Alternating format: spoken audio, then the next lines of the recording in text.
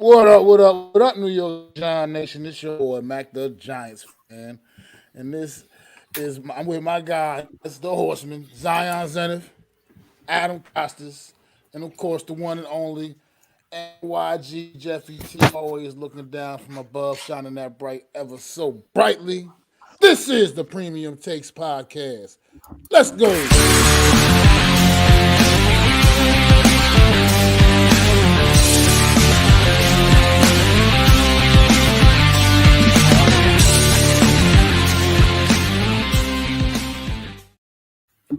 Yo, yo, yo, what is going on? NFL Nation, Giants Nation, Big Blue Crew Nation, everybody that's tuning in on a lovely Friday afternoon. What's up, Miz? Thank you so much for being here. Like the thumbnail says, guys, this is going to be a special where we mostly cover free agency. We're going to talk everything from, who just came into the building, on who's going to leave the building, who do we want to see brought into the building, and just an open discussion about free agency in general. Before we do that, we have just a couple of topics to get out of the way. A major thing just happened in sports earlier today. Well, I wouldn't say that major, but if you are a boxing fan, if you're a combat sports fan, we just had a big fight over in Saudi Arabia in Francis Ngannou versus AJ Anthony Joshua, and boy, was it a good one. I literally got up at kind of early, thinking that it was going to be early, but first time in a long time that boxing went all fucking day. It was, did we make it a minute? Okay, we made it a minute. Perfect. Thank you. I didn't want to swear before that minute mark. You know how YouTube be. But that being said, it was I waited all day for this event basically to for it to end kind of abruptly. Like honestly, I have to give respect for Anthony Joshua. For those of you who don't know, he did Nagano pretty good. He did him knocked him out in the second. He had two knockdowns in the first. Just basically outboxed him, and it really looked. What's up, Bills? What's up? Thanks for being here, my friend. It really looked like he is deservedly so some of the cream of the crop when it comes to boxing heavyweights, man. Um, it just shows you that honestly, we never seen Tyson. Oh, sorry, not Tyson. We never seen Francis Ngannou in that kind of situation where he is hurt, and Anthony Joshua really took it to him, man. And it wasn't even like it was. It almost was like Ngannou was kind of in the first round. It was like he wasn't too worried about Anthony Joshua, and then he got clipped, and then the whole fight changed. It looked like Nagano was actually doing good. He was more comfortable in there. It looked a little bit better than he was against Tyson Fury. And then all of a sudden, Will said it right there. Joshua's back. All of a sudden, boom, he knocks him down. The whole fight changes, right? Then it starts the second. He knocks him down again, and then he lands a huge overhand, right?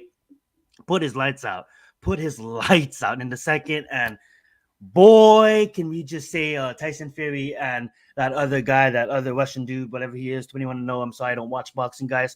They're gonna fight. They have a rematch in October, and the winner of that's gonna get Joshua. And I just think that that's gonna be a fun one. I think his name is Uzluk. I could be slaughtering that, but Uzluk and Tyson Fury is gonna fight. But damn, I know my man Mac is a combat sports fan, so I don't know if he was able to catch this fight, but I'm gonna ask him what's his thoughts about his fights, and then he's gonna want to say a few words on AEW's Revolution. But the floor is yours, Wait, Mac. wait. Let's get it. Are we gonna say something about Mike Tyson? I didn't. If you want to say about something about Mike Tyson fighting that kid, what is his name? Paul. I'm not trying to be disrespectful. Honestly, Jake. Shout out to Jake. But honestly, if you want to talk about it, I just think that. Why are you calling out Tyson? Why are you calling out Mike, bro? He's 58, dog. Come on, bro. Go fight someone your My age, money's on bro. Tyson, man. I'm sorry. That guy's He crazy. still got it. He still got it at 58. But yeah, if you want to touch on that right after Mac, you go ahead, Adam. But yeah, let's get it. Go ahead, Mac. Good one. Yeah, I didn't see the fight working all day, but yeah, like Wells just said it best down there in the comments. It's kind of setting up now. We got Joshua setting up Joshua Fury. That's like the fight now that we need to see. That needs to make that happen. It's really all I got. I didn't get to see the fight, so I can't really comment on it. But yeah, on Sunday night, last Sunday night, one of the great careers in anything, Tudo. man, any line Yo. of work, honestly came to an end. What's going on, Tudo? Came to an end Sunday night, man. One of the great career that spanned over the course of 4 different decades, man. This man nearly put in years in the ring, man. Sting an absolute icon. One with a bang Sunday night, man, on AEW Revolution, his retirement match. Went into the matches, the AEW, one had AEW Tag Team Champions, came out the match the same way, man. It was an absolute banger match. He pulled no punches. He held nothing back for his final match, man.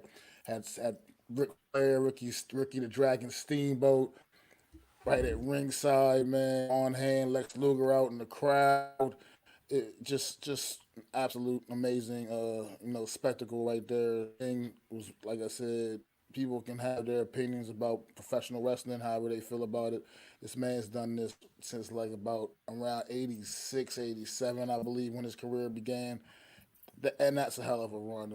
And to go all the way to 2024 and go strong. Not like I said, not just some older guy in the ring kind of plodding around. This man was in there still taking the same bumps the little 20-year-old fresh faces were taking. This man went through a pane of glass during the course of this match on Sunday night at the age of 60, whatever, however old he is.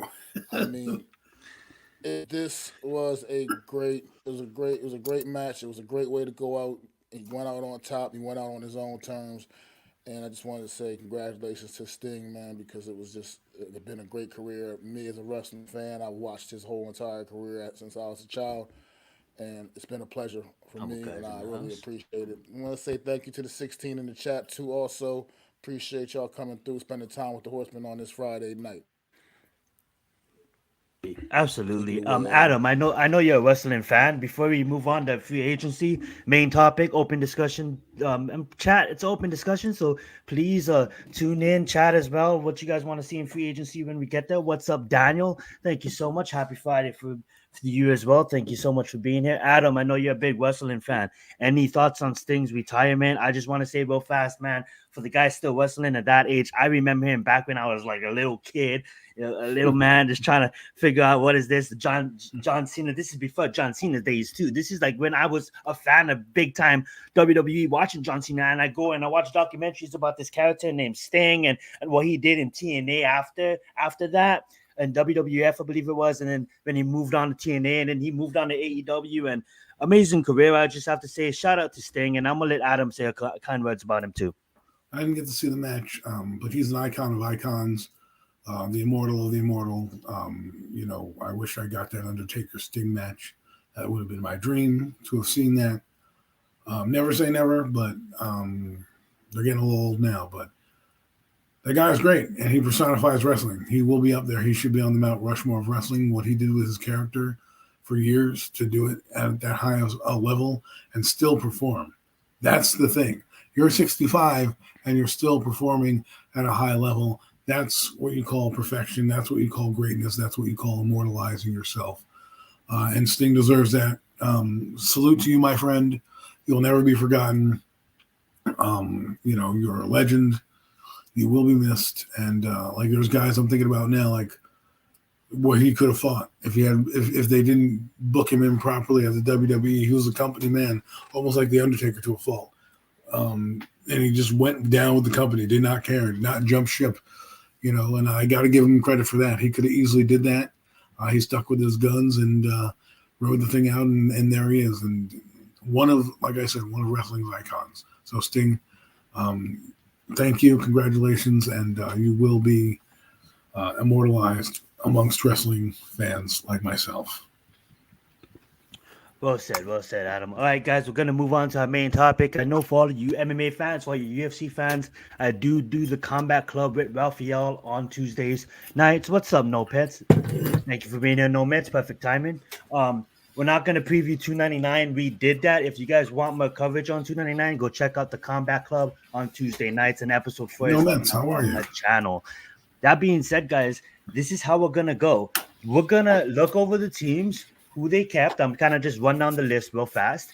And then what we're going to do is we're going to have an open discussion about the Giants, about 3 players in particular, Barkley, Adoree Jackson, and Xavier McKinley. We're going to see where we want them to see, what teams you guys want them to go to. If not, if you guys wanted to keep them. That being said, then we're going to talk about, a certain quarterback that paid a visit to our facility. And then we'll move on to open discussion about free agency. Can I talk about that right now? I want to talk about that Yeah. right now. Oh, you want to start All with right, that? Let's start I'm with that. sorry. Go right I want ahead. to talk about that right now. Go Don't right bury ahead. the lead. Let's start with that. Look, this Russell Wilson thing, New York Giant as fans, this Russell Wilson thing, like, look, forget about it, man. Forget about it, man. This is exactly the problem with the New York Giants over the course of the last 10 plus years, man. You have to rebuild properly.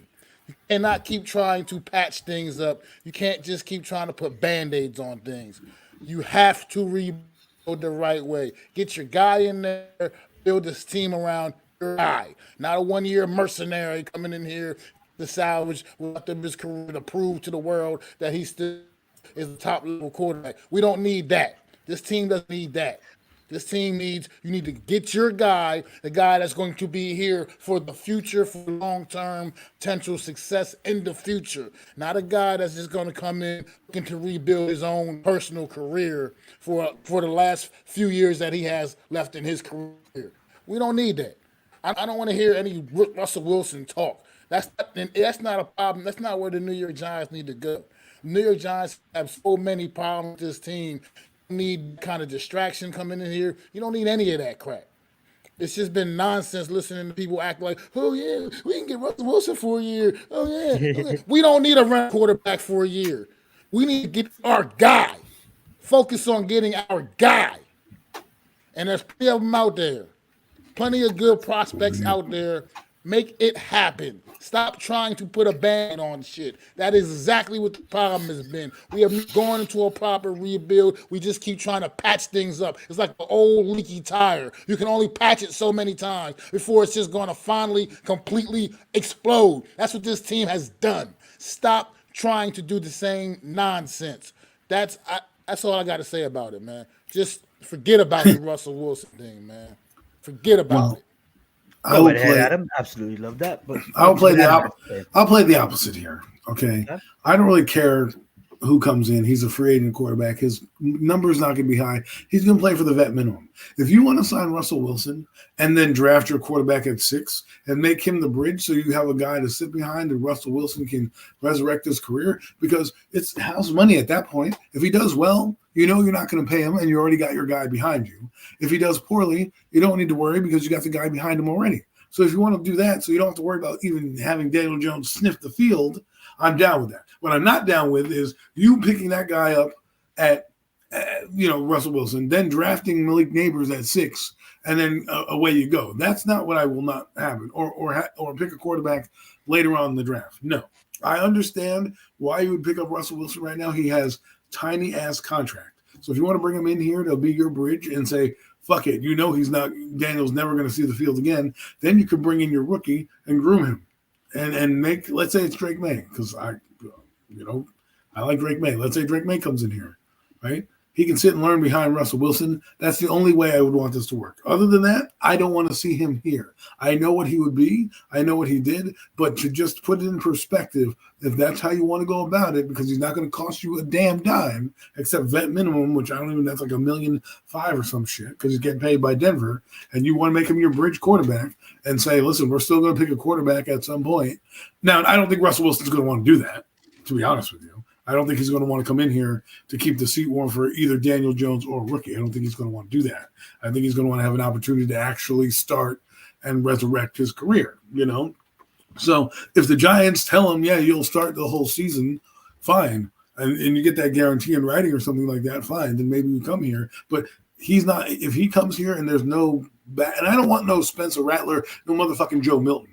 Right, you get fucking Russell Wilson, and then you draft McCarthy, May, or Penix Jr. just to keep the seat warm and build your fucking team around him. If that's what you want to do, that's the only way I'm gonna allow this to happen. If not, kick rocks, take you, Sierra, to Pittsburgh, and get on. Right, that's it. That's the only way I'm entertaining it. Those are just I'm with Mac on many of the things that Mac said. I don't disagree.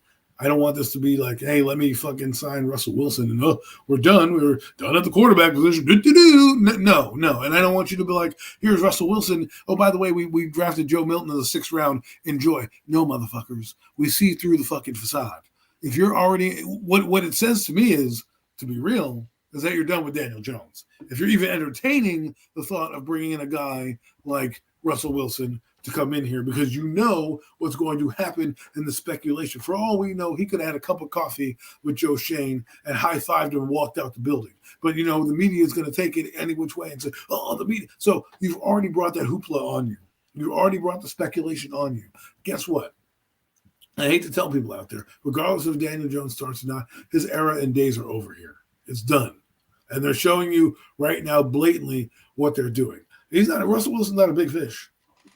But the fact that you're entertaining that guy coming in here and you know what he would bring, he's instant starter. If he comes in here, he's an instantaneous starter, no matter what, right off the bat. You can't tell me that he's not. He's going to put his ring on the table and say, get the fuck out the way. All right? Let a real quarterback handle this situation. Real facts. That's all facts what you guys just said. And Giants brass care about selling tickets. Absolutely, that's a good point. And I actually just said that on the phone against Adam. With Adam yes, the other day. If I told that, I said if they, the problem with the Giants right now, and I'm sorry to cut you off, Zion. Just elaborate that point that we were talking about is the Giants right now have one of the highest attendance rates in the league. So the shit product that they're putting out there, you're still going to see. If you want to make a difference, either put bags in your head or sell your tickets to the opponents or don't show up at all. Because that's the only way if you're going to make a difference. Now, I think they're going to be a different team this year. I'm getting that vibe. When we get to free agency, I'll tell you why my thoughts are that way. But to just be real and to answer something that Tudo said that actually we happen to manifest in a conversation is that the Giants know right now the product stinks. But they're still feeding it to you. They didn't get those same numbers about attendance. And the fact that we're loyal to a fault because we're Giant fans to come and see this shit show knows that we'll slog through it. But they also know that we will turn on them very quickly. And they're teetering on the brink right now. And if they don't do the right things, they could easily lose a population of fan base that's going to be hard to come back. Especially when you are losing, right? 10 years is a long time. That's your kid's 5. Last time we won the division, we went to the Super Bowl.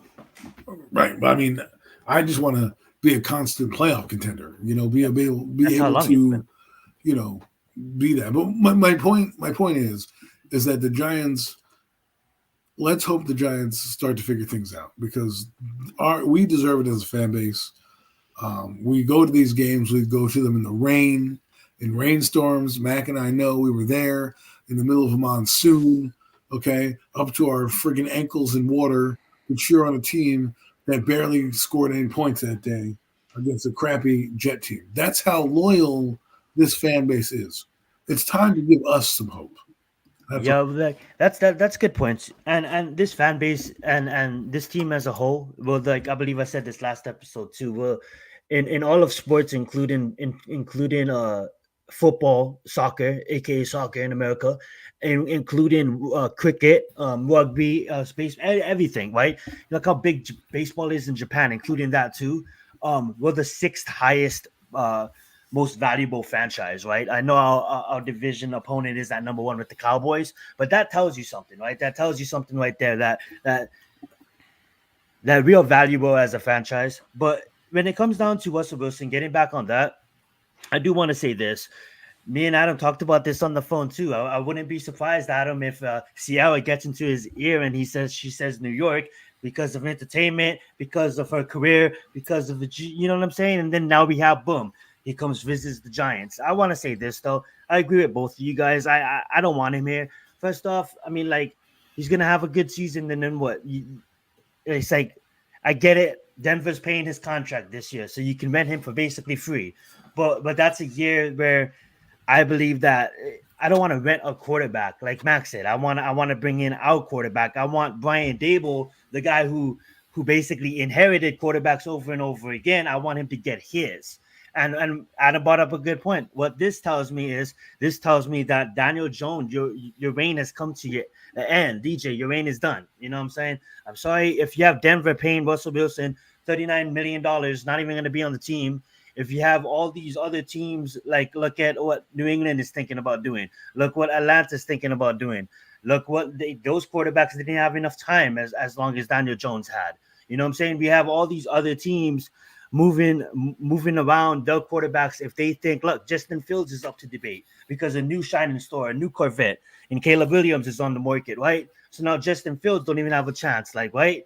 It wasn't like Justin Fields inherited a good team. It wasn't like the Bears surrounded Justin Fields with a good roster. But what they're going to do, they're going to grab Caleb Williams. They're going to trade Justin Fields. They're going to grab probably a receiver at 9. They're going to build a team. And I wouldn't be surprised if the Bears are actually the Texans next season and fighting for a wild card spot in this week NFC. And what does that tell you? It tells you that Russell Wilson, to wrap it up, Russell Wilson's probably going to demand like $50 million. And the whole point I want a quarterback in this draft is to reset that market. He touches the ball every single snap. We can't be paying our quarterbacks $50 million and expecting to win. Patrick Mahomes is special. All these quarterbacks is making a lot of money. They're special. You know what I'm saying? Let's find our special guy, and we get him for a good 5 years. We'll get him on a discount before we have to pay him $65 billion. You know what I'm saying? And that's what I want. I don't want a brand quarterback, and then Russell Wilson's going to demand $50 million next year, and then what? You know, so without further ado, let's look at free agency. Let's see who signed back to the old team, and let's see who didn't. Now, if you look at Buffalo Bills, they're going to lose a lot of key pieces on defense, but I think they're taking the Bill Belichick approach, where they're going to let all the old heads walk early. I believe you have people like Hyde and like Poyer that still has a lot of football left, but then if you think about it, there's a lot of injuries there, right? So when you think about it, they go get a backup quarterback, you know, and then they sign a couple of pieces, you know, no one too big. We look at Miami; they're basically fucking broke. You know what I'm saying? They got no money too. They can't re-sign all these people. So what do? They re-sign Jonnu Smith. All right, you look in New England. You know, this is what they do. I'm not going to read it. We're just going to go down the list. If you guys want me to stop. New York Jets didn't really do anything. They're waiting for Aaron Rodgers to heal up and face the Chiefs in the championship game. That's their plans. We got Baltimore Ravens. Well, they asked about Justin Mataduke. I think someone asked about him getting his money. Let's touch on this. Go ahead, Adam. And I think he deserved it. He played very well last season, led their defense, was a wrecking ball in the middle, and really is the reason why Patrick McQueen and Roquan Smith got to eat. And I think you're paying that guy, you know, I mean, is he – we talk about top D linemen in the league. He's up there, you know, and when you can rush the passer as well as stop the run, you know, you become a valuable asset to a team, and he can do both. He collapses pockets. I mean, he had 13 sacks last year.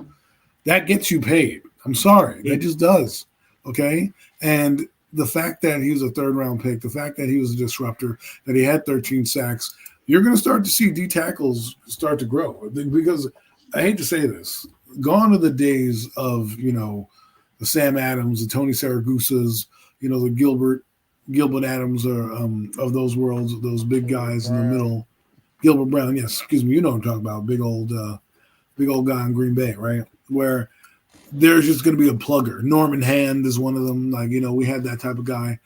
You need to be a pass rusher, and that's why Dexter Lawrence got the deal he did. But he's not making that money. We have the best one. We have the best one. He's not. But he's not going to make the upper echelon money because he doesn't get the sack numbers. And that's what people look at. Like Leonard Williams is a prime example of what we talk about, right?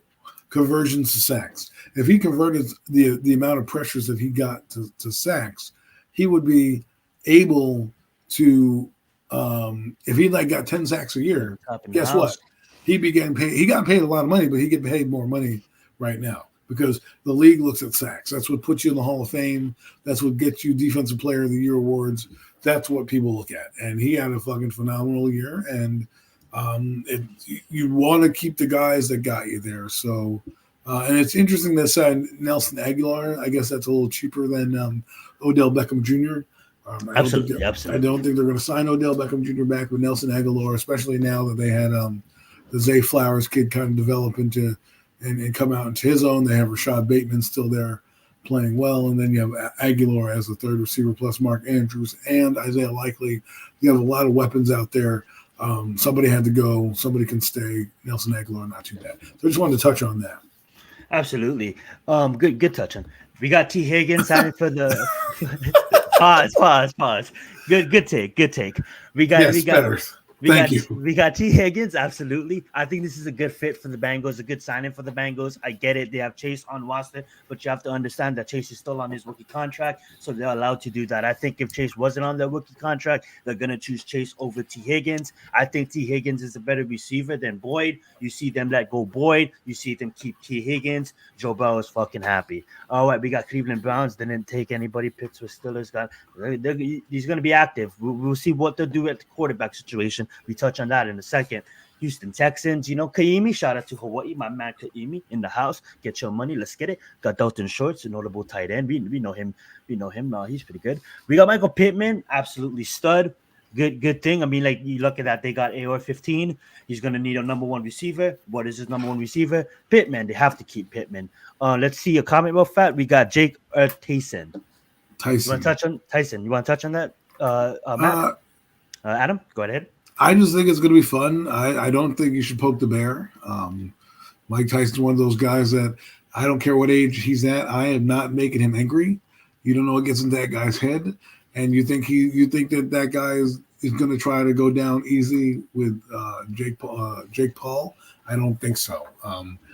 Listen, still got it at his age. I'll lose money on Tyson any day of the week, 7 days and twice on Sundays. Like that's how confident I am. A guy who's been boxing his whole life to a guy who has been boxing. And we're talking about Mike Tyson being the best in the world, okay, at a time where being the best in the world actually meant something. When boxing was actually good. So, now, Jake Paul, I don't know his record or I don't know how many accolades. I'm not familiar with him. But we washed up MMA fighters and guys that don't even have a name and guys that didn't train and work on oil rigs. Okay, so basically he's fighting soft fighters, people that aren't technicians. Mike Tyson's going to eat you alive, okay? He fought an up-and-coming Fury. I mean, like, obviously, the legacy in that Fury last name, and Fury beat him, and Fury showed him how to box. And basically, he's an amateur, too, though. Like, Fury doesn't have that much fights under his belt, but go ahead. Listen, Mike Tyson, look.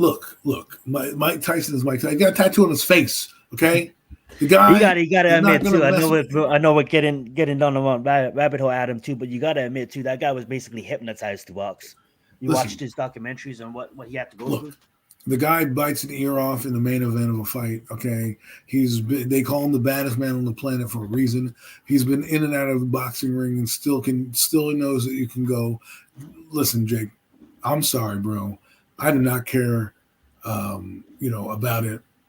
And listen, just because he's not in good shape doesn't mean he doesn't know how to take a punch or learn how to duck and dodge. Okay, we're talking about Mike Tyson, who can knock you out in one shoot. All he needs is one punch, and if that one connects, that's it. So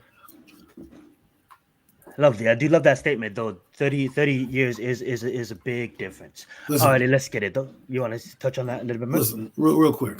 It's Mike Tyson, okay? Terrell Owens running 4.3s at 45 years old. You know what I'm saying? Like, Mike Tyson is going to get there. You don't think he's going to prepare for this fight? I don't know if Mike wants to say anything about it, but I just think Tyson, man. Not really. I mean, it's Mike Tyson and Jake Paul. Not really. I don't really have much to say about it. We got Josh Allen receiving the non-exclusive franchise. Hey, Chuck. Well, then it's going to be bad for Jake Paul when he gets his ass kicked by a 58-year-old. So yeah, facts. Tennessee Titans go and sign Cox. I want to go back up to Ezra Cleveland. Okay, quick. all right. Let's touch on that. I think Ezra Cleveland is basically the deal you're looking for if you're the Giants. That type of guard play. He's the type of guard that came in last year, didn't really have much of a contract. Goes in, prepares well, has a solid season, and is getting paid now. And of course, a few other guards get taken off the market. I think this is the kind of deal we're going to be looking at. The Giants need to sign a couple of these deals for some linemen. Ezra Cleveland is one that people talked about. I'm sure there's another one we're going to get to once we go through the teams and what they list. I have a couple of linemen I think I want them to grab as well. As a receiver, I'm intrigued by. I'd love to get your guys' thoughts on possibly bringing him in. And then, obviously we'll talk about a few other guys here. But Ezra Cleveland, I think that's kind of the deal that we're going to be looking for and the kind of player that you want. 26 years old, 28 years old, can be here for a long time, can be here to block for your quarterback. You know what I'm saying? Your young, up and coming quarterback. So think about that when you're shopping. Absolutely. Oh, righty. We have the Denver Broncos getting rid of a lot of pieces, but not bringing back anybody. As you see, this is a tricky one too. We got Chiefs. Obviously, what a stud right at the cornerback position. But a lot of people think that they were going to trade him. They're looking to get a second round pick. Because if they was to let him go, they would have only got a third round comp. But we'll see what happens. I think they're going to spend their money on Jones. I think Jones will be back. I think they're negotiating in contracts right now. But who knows if a team comes out, and we'll speak on that later on in free agency. Don't want to touch too much on the Super Bowl champions, but we're giving them time, guys, because they're back to back, so they deserve this time. Respect to the Kansas City Chiefs. We got the Raiders. This is some team that wants to probably go after Jones, try to steal them away from the division rival. We'll see what happens with them. The Chargers, it's going to be a fun watch for them, right? Being that they got Jim, being that this is a whole new regime, bringing that he's going to hire, he's already hiring his coaches, and we'll see what happens with the Chargers later on. Dallas Cowboys, boo. Giants, Eagles, touch on them in a bit. Touch on them basically the whole show. Let's get it. Eagles, I can't really afford to pay anybody. Zach Ertz for Washington Commanders. Looking at the Norths, nobody. Jaden Johnson gets paid for a year, $76 million. That's nice. Looking on to the Rams, Packers not doing anything, and then the Vikings. We got the Falcons. Brian Burns, this is a big one too. Respectively, deserves every single penny of that. And hopefully maybe they can get a long-term deal done. I think if he was maybe playing for the New York Giants or maybe the Los Angeles Rams, a big market team, Brian Burns would be talked about more. The fact that he's playing for the Carolina Panthers, he's not talked about as much, but who knows? Maybe Bryce Young will have an amazing season, and maybe the Carolina Panthers in a couple of years will be that team where all eyes are on them. Kind of like what Cam Newton did. We got Tyrann Mathieu still getting paid. Shout out to Tyrann Mathieu, bro. This guy been in the NFL forever, bro. Uncle Tyron getting his money. Let's get it. Mike Evans, too. I want to touch on this. Deservedly so. That's the demand now for these stud wide receivers. You know what I'm saying?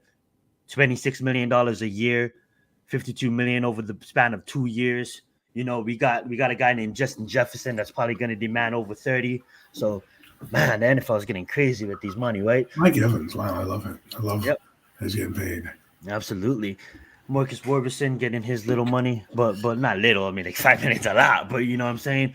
You know, Kevin Dotson, hold on right there. That's the guy. He's a guy I was interested in as well. Again, another type of contract that you're going to see for these guards that are at the top of the market, and we'll get into some of those guards at the top in a little bit. But I just wanted to let people know, you know, that's where you're going to be looking for. Oh, and they got DeMarcus Robinson re-signed. I wanted him if he was going to come available, but I guess he did not. So, absolutely.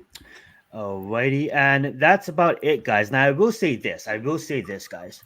This free agency is just I don't know. Maybe it's because I'm interested in it because of our position at quarterback, and I don't know what it is, but I just believe that this free agency, looking at prior to years past, a lot of people let a lot of offensive linemen go and a lot of good players are on the market. And you may be like, yeah, but you know, some of these defensive players are old, but at the end of the day, they still got it. I believe if you look at a lot of players, this free agency, like it's a night and day difference from last year. And I honestly believe that the New York Football Giants are going to spend pretty heavily in free agency, but it all starts with our own.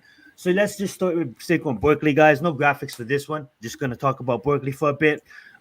We all probably touched on him too much, talked about him too much. The question is, though, where do you think he's going to land? And I'm probably going to start it off, guys.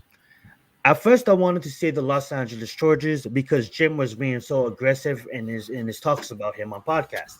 But then the more I thought about it, I'm going to say a good fit for Barkley, I honestly feel, would be the Houston Texans.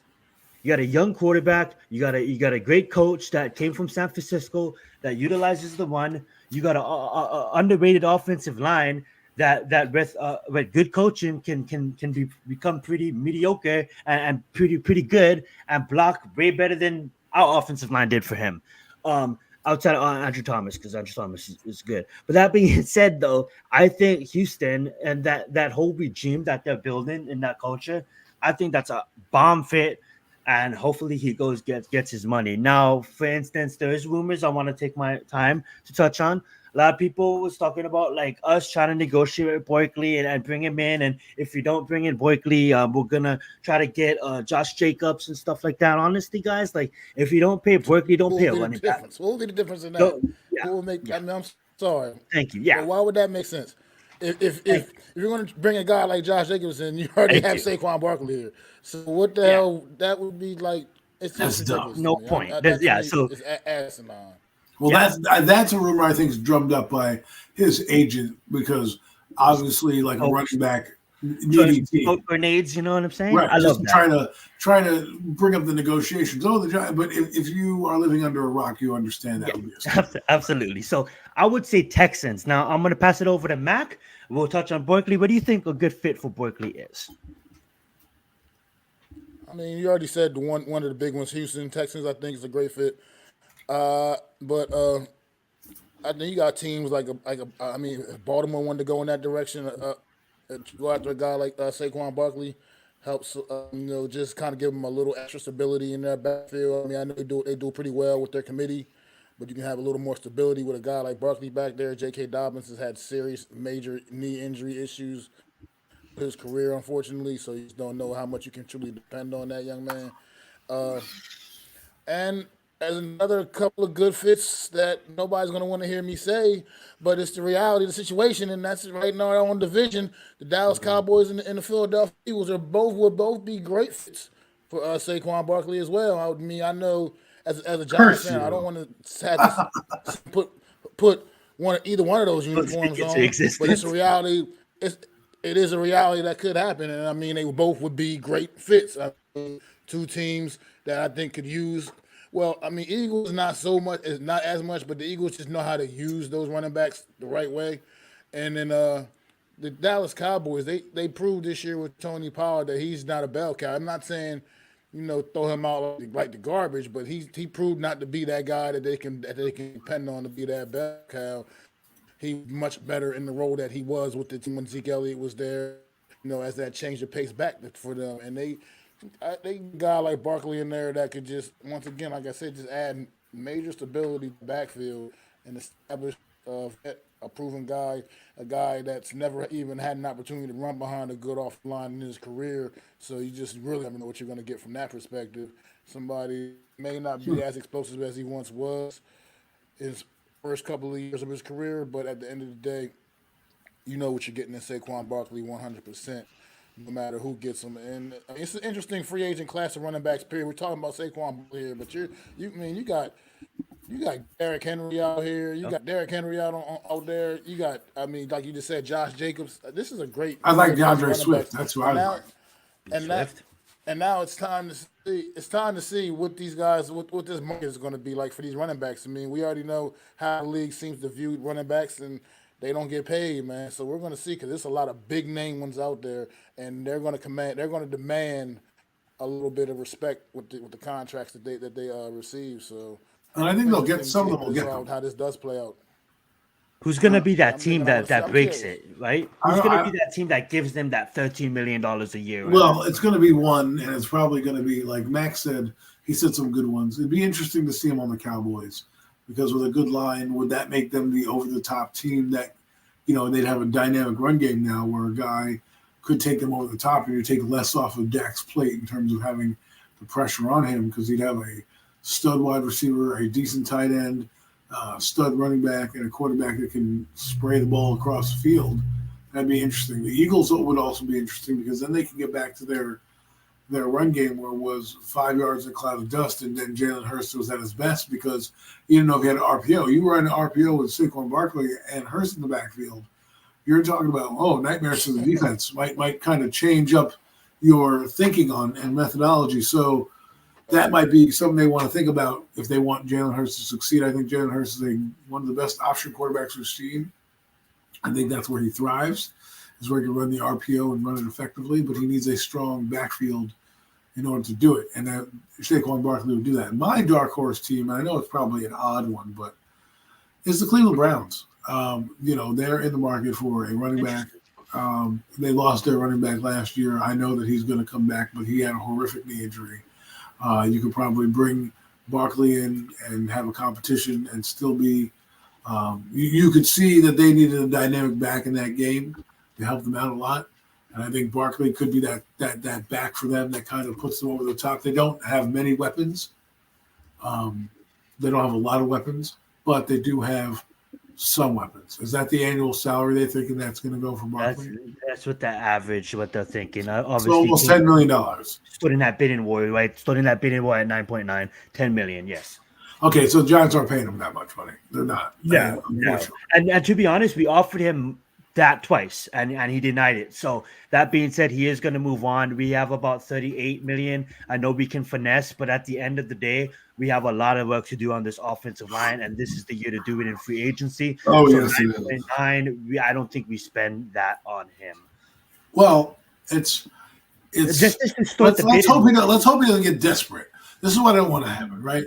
Let's say they offer him 8.9, $1 million less, right? And he goes out there, and there's a team out there that offers him 9 or 10 million, and he's just scared to test the market and comes back and plays for the $8 million. I'm like, dude, I would like to see him figure it out. Go to a team, be there, get a winner, be a winner. Because what he's missing is that if he becomes a champion somewhere, he's going to make his money. He can still get into the media. He can still do all the things after football that he wants. And I know he wants to be once a Giant, always a Giant. But if we're in rebuilding mode, which this free agency class would allow you to win a few more games, but if we don't think we're going to get to the playoffs, why are we going to waste another year of your good years here? And you already turned down a deal where you're getting paid $14 million a year. And you bet on yourself. And I don't blame him for doing that. Again, the running back position is a funny one because if you don't have a good one, you don't win anything. And if you don't have a good run game, which is what people want now, well, then you need to figure out you can still have a dynamic back and still have a run game. Like that's what people need to understand. Like the problem with Barkley is that you built an offense around him. What you could do is if you had another back that was versatile, you can move him out of screenplays, motion him out of the backfield, do all these things that you do at CMC. But if you don't have a running back and you only rely on him because he's your star player, you get what you got out of Barkley. I don't want to see him do poorly. I wish him nothing but the best. I hope he gets his money. I want him to know that you can make money anywhere you go. So, well said. I do want to touch on Xavier McKinley too. I want to touch on X. I would, this is my problem with him. He's honestly, for his age at 24 years old, he's arguably one of the best safeties you can get. He's not going to get that. He's going to get more. But absolutely what Adam just said. I don't want to keep him on because this is just the start of the bidding, and I see a team coming in and giving him his money he deserves. And unfortunately, that's not going to be the Giants. Well, now, does he give us a hometown discount? I don't think so. I think he's going to go out there and demand what his money he certainly demands less for. There's a lot of safeties in this free agency, guys. But the question is, this guy is 24 years old. You know what I'm saying? So youth is on his side. Plus, two, you look at what he did on the field. That's on his side. He came back from a tremendous quad accident in Mexico and still performed at a high level. So my questions to you guys is, what's a good fit for him if you guys have any? You want to start this off, Adam? Well, thank you. I'll start it off. First off, that $10.4 million, it really should be bumped up to $13 million because that's what Kyle Duggar got on the transition tag, and that's basically what the bottom of the market. That's what the bottom of the market for a good safety is going to be, right? That's the bottom of the market. Now there are some good safeties, like we said. Justin Simmons is out there. He's 31 years old. Remember, McKinney has the age on his side. Do I know where he's going to go? I have no real fits for him right now, but he seems like a Pittsburgh type of player to me. Like they go to that defense, he'd be fantastic there. The Saints already signed the Honey Badger, so I don't think he's going to go to New Orleans. Basically, I hate to say it, McKinney's going to go to the highest bidder, and I wouldn't be surprised if he ends up on somehow the Eagles get him or the Cowboys. So those are the type of players that they seem to sign randomly. I'd like to see him go out there. I'd love to see him back. I was one of those guys who got on him a little bit. I will admit that I will eat a little crow and say I don't think he's playing. Well, actually, I'm not going to say I'm going to eat crow. I'm going to eat crow for grinding him for his play. But I expected the second half of play that we got out of him as McKinney's normal play. So I think I was more mad that he was not playing up to par. But then when he turned around the second half of the year, got his turnovers, was flashing all over the field. That's when I realized, that's the McKinney that we all hope for. So hopefully he doesn't leave. Pricey, I don't think the Giants are going to spend more than $12 million on a safety. I think they're going to go bottom end of the market, especially because they know there's a guy named Bird in the market who just got cut by Philadelphia who knows the defense. Now, that's not necessarily the way I want to go, people. I don't think you want to go with older free agents. However, if you think about it, we talk about bridge quarterbacks. Maybe we need bridge safeties, guys who can come in. Like, it doesn't always work. Sometimes it does. Sometimes it does. Antoine Bethea comes to mind for me, where he came in. It was an absolute – he had, like, one good play for the Giants, and that was about it. The rest of it was cooked. But I do agree that Bird still might have a little something in him. And then you draft – you can use him and Belton and Pinnock if you wanted to. If you want to save some money. Obviously, you got to pay premium talent. He's a premium talent. Either make it happen or he's going to walk. Lovely. What's your thoughts on, do you want to keep him? Do you want to let him go, Mac? Or do you have a team if you do want to let him go? If you do have a team, name him. But just take this time, talk on X. Let's get it. Let's see. A guy that played every defensive snap this season. Do I want to keep that guy?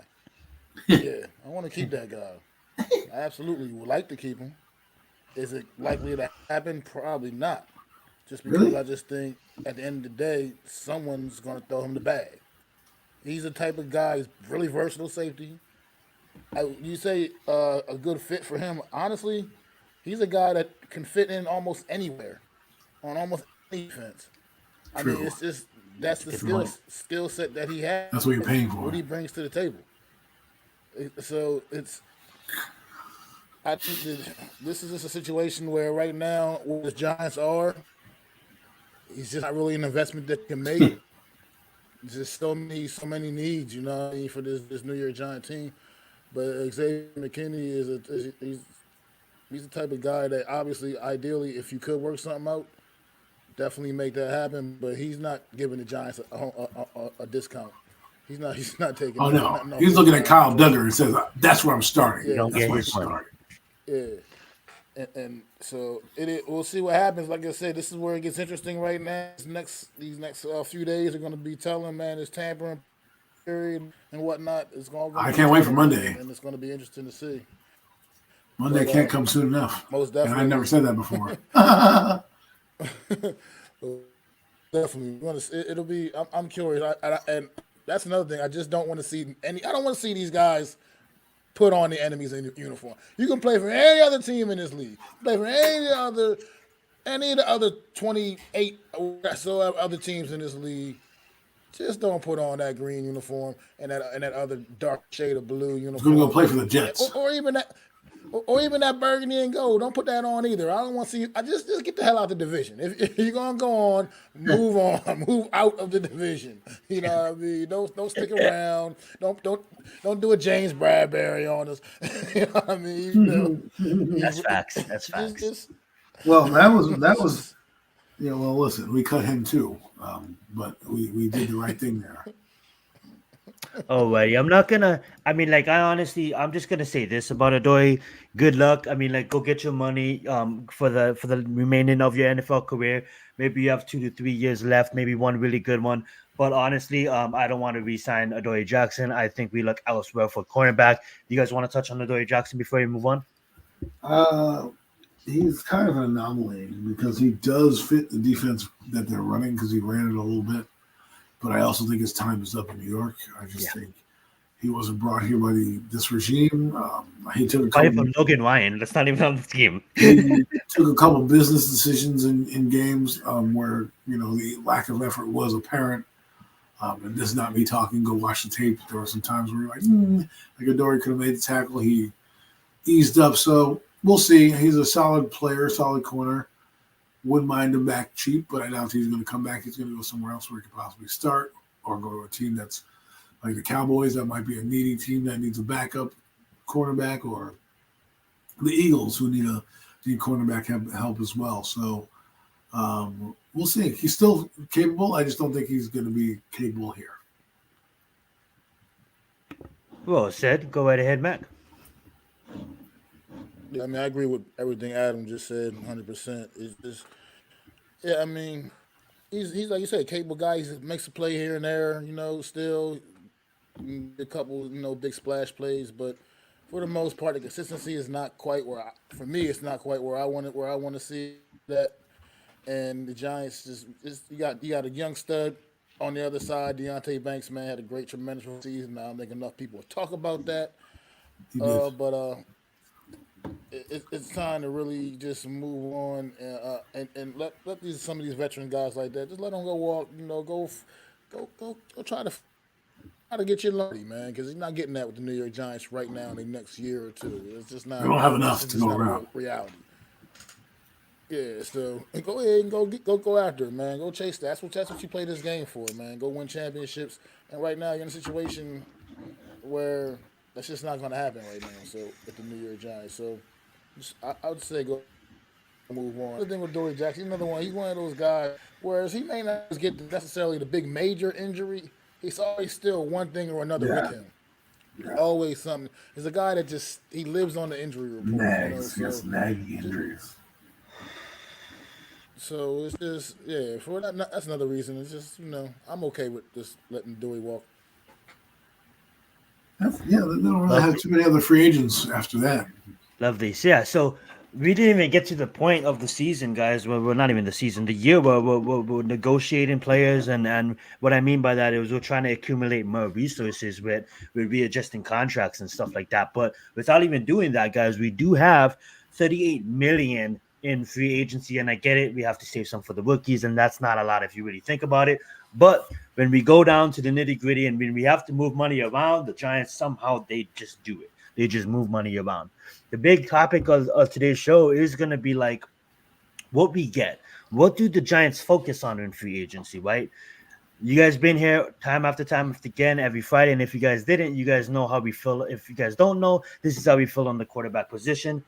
Me, I can say it for myself, Mac and Adam, we kind of feel that we need to move on from our quarterback, Daniel Jones. We just don't feel that Daniel Jones is the guy to get it done. We realize that he's going to be on roster, but he's gonna have the opportunity to compete for a starting job. But I honestly think we take a guy at 6. We're taking a guy at 6. We can't just bring in a quarterback and not have a plan, right? We can't just bring in a quarterback and expect this quarterback to succeed behind this trash can of an O-line, right? I can name one player on our O-line that really has a spot on the O-line. I can probably name 2, but the one that deserves a spot and that is deservedly so one of the top tier O-line men in the league is Andrew Thomas. We can all agree that Andrew Thomas is going to be on this line. We can also agree that John Michael Schmitz is going to start at center. Does that stop us from going out there and drafting another center or going and acquiring a center in free agency? Absolutely not. We have to get all the offensive linemen that we can get. We also know that we have this guy that played at IMG, that played at Alabama, that still is on his rookie contract, that took a lot of heat, deservedly so. Because this guy looked like he can't block to save his fucking life. But guess what, guys? He still has one more year to prove him. Do we move him inside? Do we keep him outside? What do we do here? I do believe that this year, more than anything, is a great year to go after offensive linemen. I get it, guys. There's a lot of great offensive linemen in the draft. But the way I look at it is 1, 2, and 3. This is early. This is just me shooting it. 1, 2, 3 quarterback. Harrison to the Cardinals to partner with Kyler Murray, and Joe Oat to the Chargers, right? Which leaves us at 6.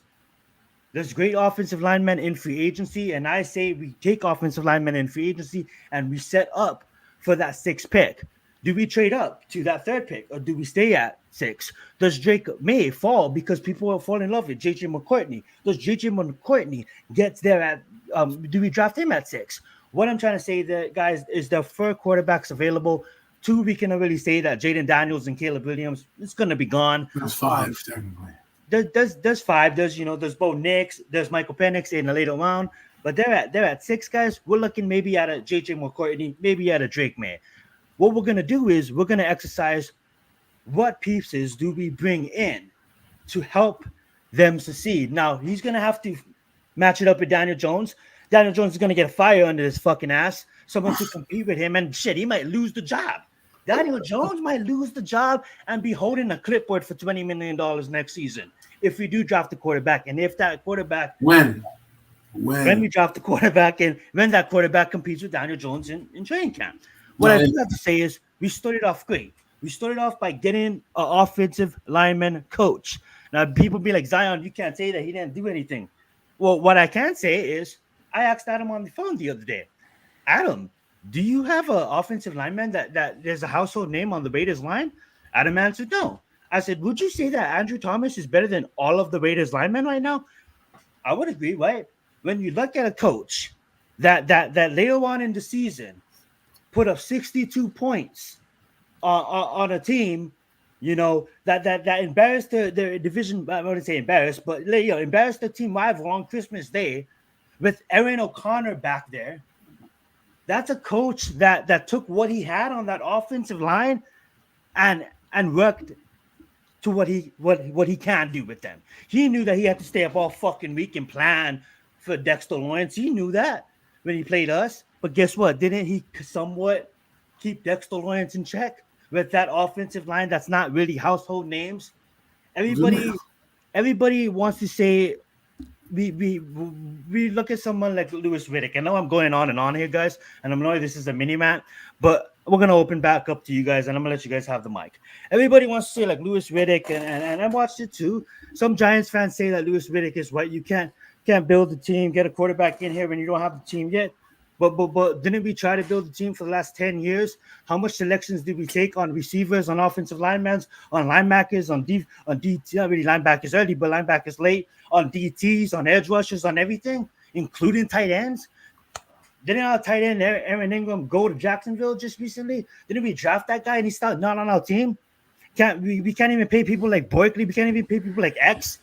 What I'm trying to say here, guys, is why don't we try something new?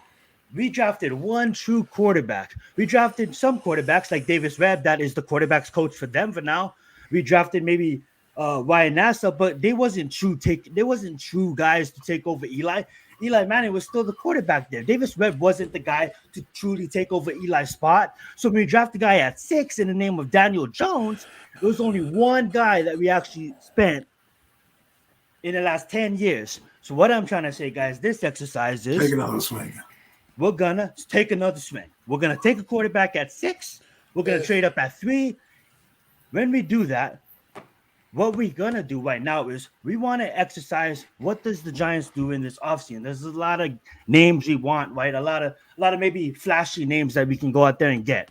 Maybe people may be like, oh, we'll get a Calvin Ridley and pay him that $17 million a season. But at the end of the day, guys, I think we go after offensive linemen. I think we heavily spend a lot of money on offensive linemen. We grab one guy that's really, really good, that's maybe going to cost you around $13 million a season, and then we get a secondary guy. And I obviously, we keep on shopping if we can afford it on more offensive linemen and also fix other positions. I'm going to open up the mic to you guys. I have a lot of graphics I can pull up, a lot of offensive linemen we're going to get into, but you guys take the mic. People like Louis Riddick drive me the fuck crazy, and I'm gonna tell you why. You're sitting there saying you got this team, you got to build your team first before you take a quarterback. Okay, we've been drafting players. You draft players, you draft other pieces, linemen, other receivers, running backs. The common denominator with I think a lot of this failure is a guy that wears the number 8 on his jersey, a guy that for 5 years just has not been able to elevate his own goddamn game. Why won't anybody just say that and stop making it every damn thing else? It's like everything else. Enough is enough. Enough is enough already. I get it. The only thing at this point I will give Daniel Jones at all is the fact his rookie season when he was drafted, boneheaded David Gettleman decides to trade away his one legitimate number one threat receiver he had, no Odell Beckham. But at this point, after a 5-year evaluation of this dude, it probably wasn't going to matter anyway. He would have found a way to fuck up Odell Beckham too, probably. It's just, I don't think OBJ I has a don't Super get Bowl. it. I just don't. I don't get it. Why just no one wants to say that the Giants need to get a damn quarterback. There's a lot of good ones, potentially good ones available in this upcoming draft. You got to get one of them. You got to get one of them. And I'm gonna tell you a guy just right now. I know people have been telling me I've been crazy the last few days. I've been talking about this to random people. A guy on Saturday that stood out to me is Bo Nix, absolutely at that combine. Just watching him go about his business throughout the drills, throughout the workouts. He spun the ball really well. He had good footwork. And if you just look at Bo Nix, if you just look at this dude, he looks like the prototypical. You look at definition quarterback. It's gonna be a picture of Bo Nix right there. He just looks like that guy. And I don't know what it is. I'm starting to get this feeling that he could potentially be the guy. You know, I'm not necessarily saying you got to get him at number 6 if you can finagle another way and try to figure out, but he could be potentially the guy, and he's the guy that kind of skyrocketed up on my personal draft board on Saturday, watching him at the combine. Bo Nix, I like everything. I like what I saw from the young man. I know he's got a little extra season on him than the other kids coming out, but I just really like what I saw from Bo Nix, man. He just looks the part. He looks like a guy that was meant to be a quarterback in the NFL. He looks like a guy that probably was meant to be the quarterback for the New York Football Giants. I dig this kid a lot. That's how I feel about him. I would love to see him come in and replace the absolute shit stain that Daniel Jones left on his organization at that position. It's just enough is enough. Why won't anybody just say, Daniel Jones, you're the common denominator? Nothing else. Everything seems to just be falling apart, seems to be failing. And they keep trying to say the receivers aren't any good, the line isn't any good. Look, they might not be the greatest. But nobody wants them. But Daniel Jones he's nothing. He's proven to be nothing. I'm sorry, I hate to say that about the kid, but it's just absolutely ridiculous, man. He's been the common denominator through all of this. I just don't get it, man. I don't understand why people like Lewis Riddick come out with the things that they've said. Look, as far as the O-line, I think potentially you get a new coach in there, somebody that's coming bringing some new eyes, some new philosophies, man. Coach these kids up, man. I've said it before. I'm not convinced that all these kids are just flat out busts. I'm just not convinced of that. I think it really seriously could have a lot to do with what they were being told, what they were being taught, and you gotta let these kids learn a new way. I mean, Andrew Thomas has proven to be kind of, an anomaly in the situation where he's thrived out throughout the nonsense, but that could just be a testament to how great he actually is. But as far as Evan Neal, I mean, I do with my own eyes when I watch and I look and I see him play.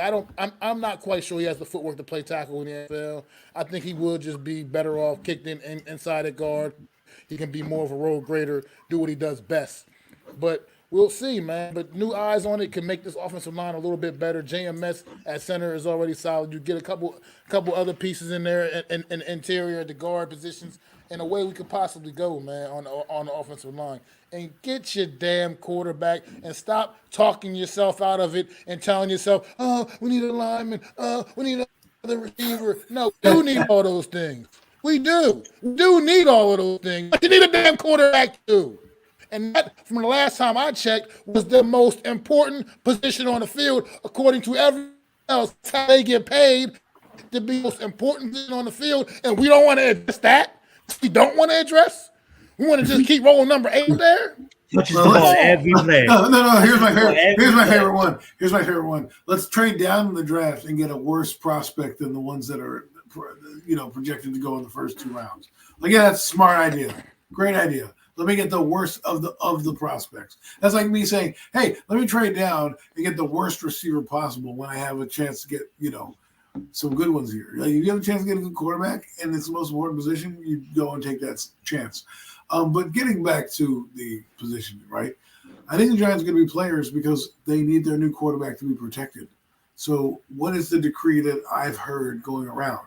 Well, it's get your own line, you can get your quarterback. And I think that's what they're going to try to do. I believe one guy that I like to look at is Robert Hunt. I'm glad you brought him up first, Zion. I already knew you was going there. Robert Hunt is the man, the marquee guy I want right now. House. That I want right now. I'm not saying if we don't get him, there's a couple other guys I like as well. I'll bring those guys up right now. I think I have them.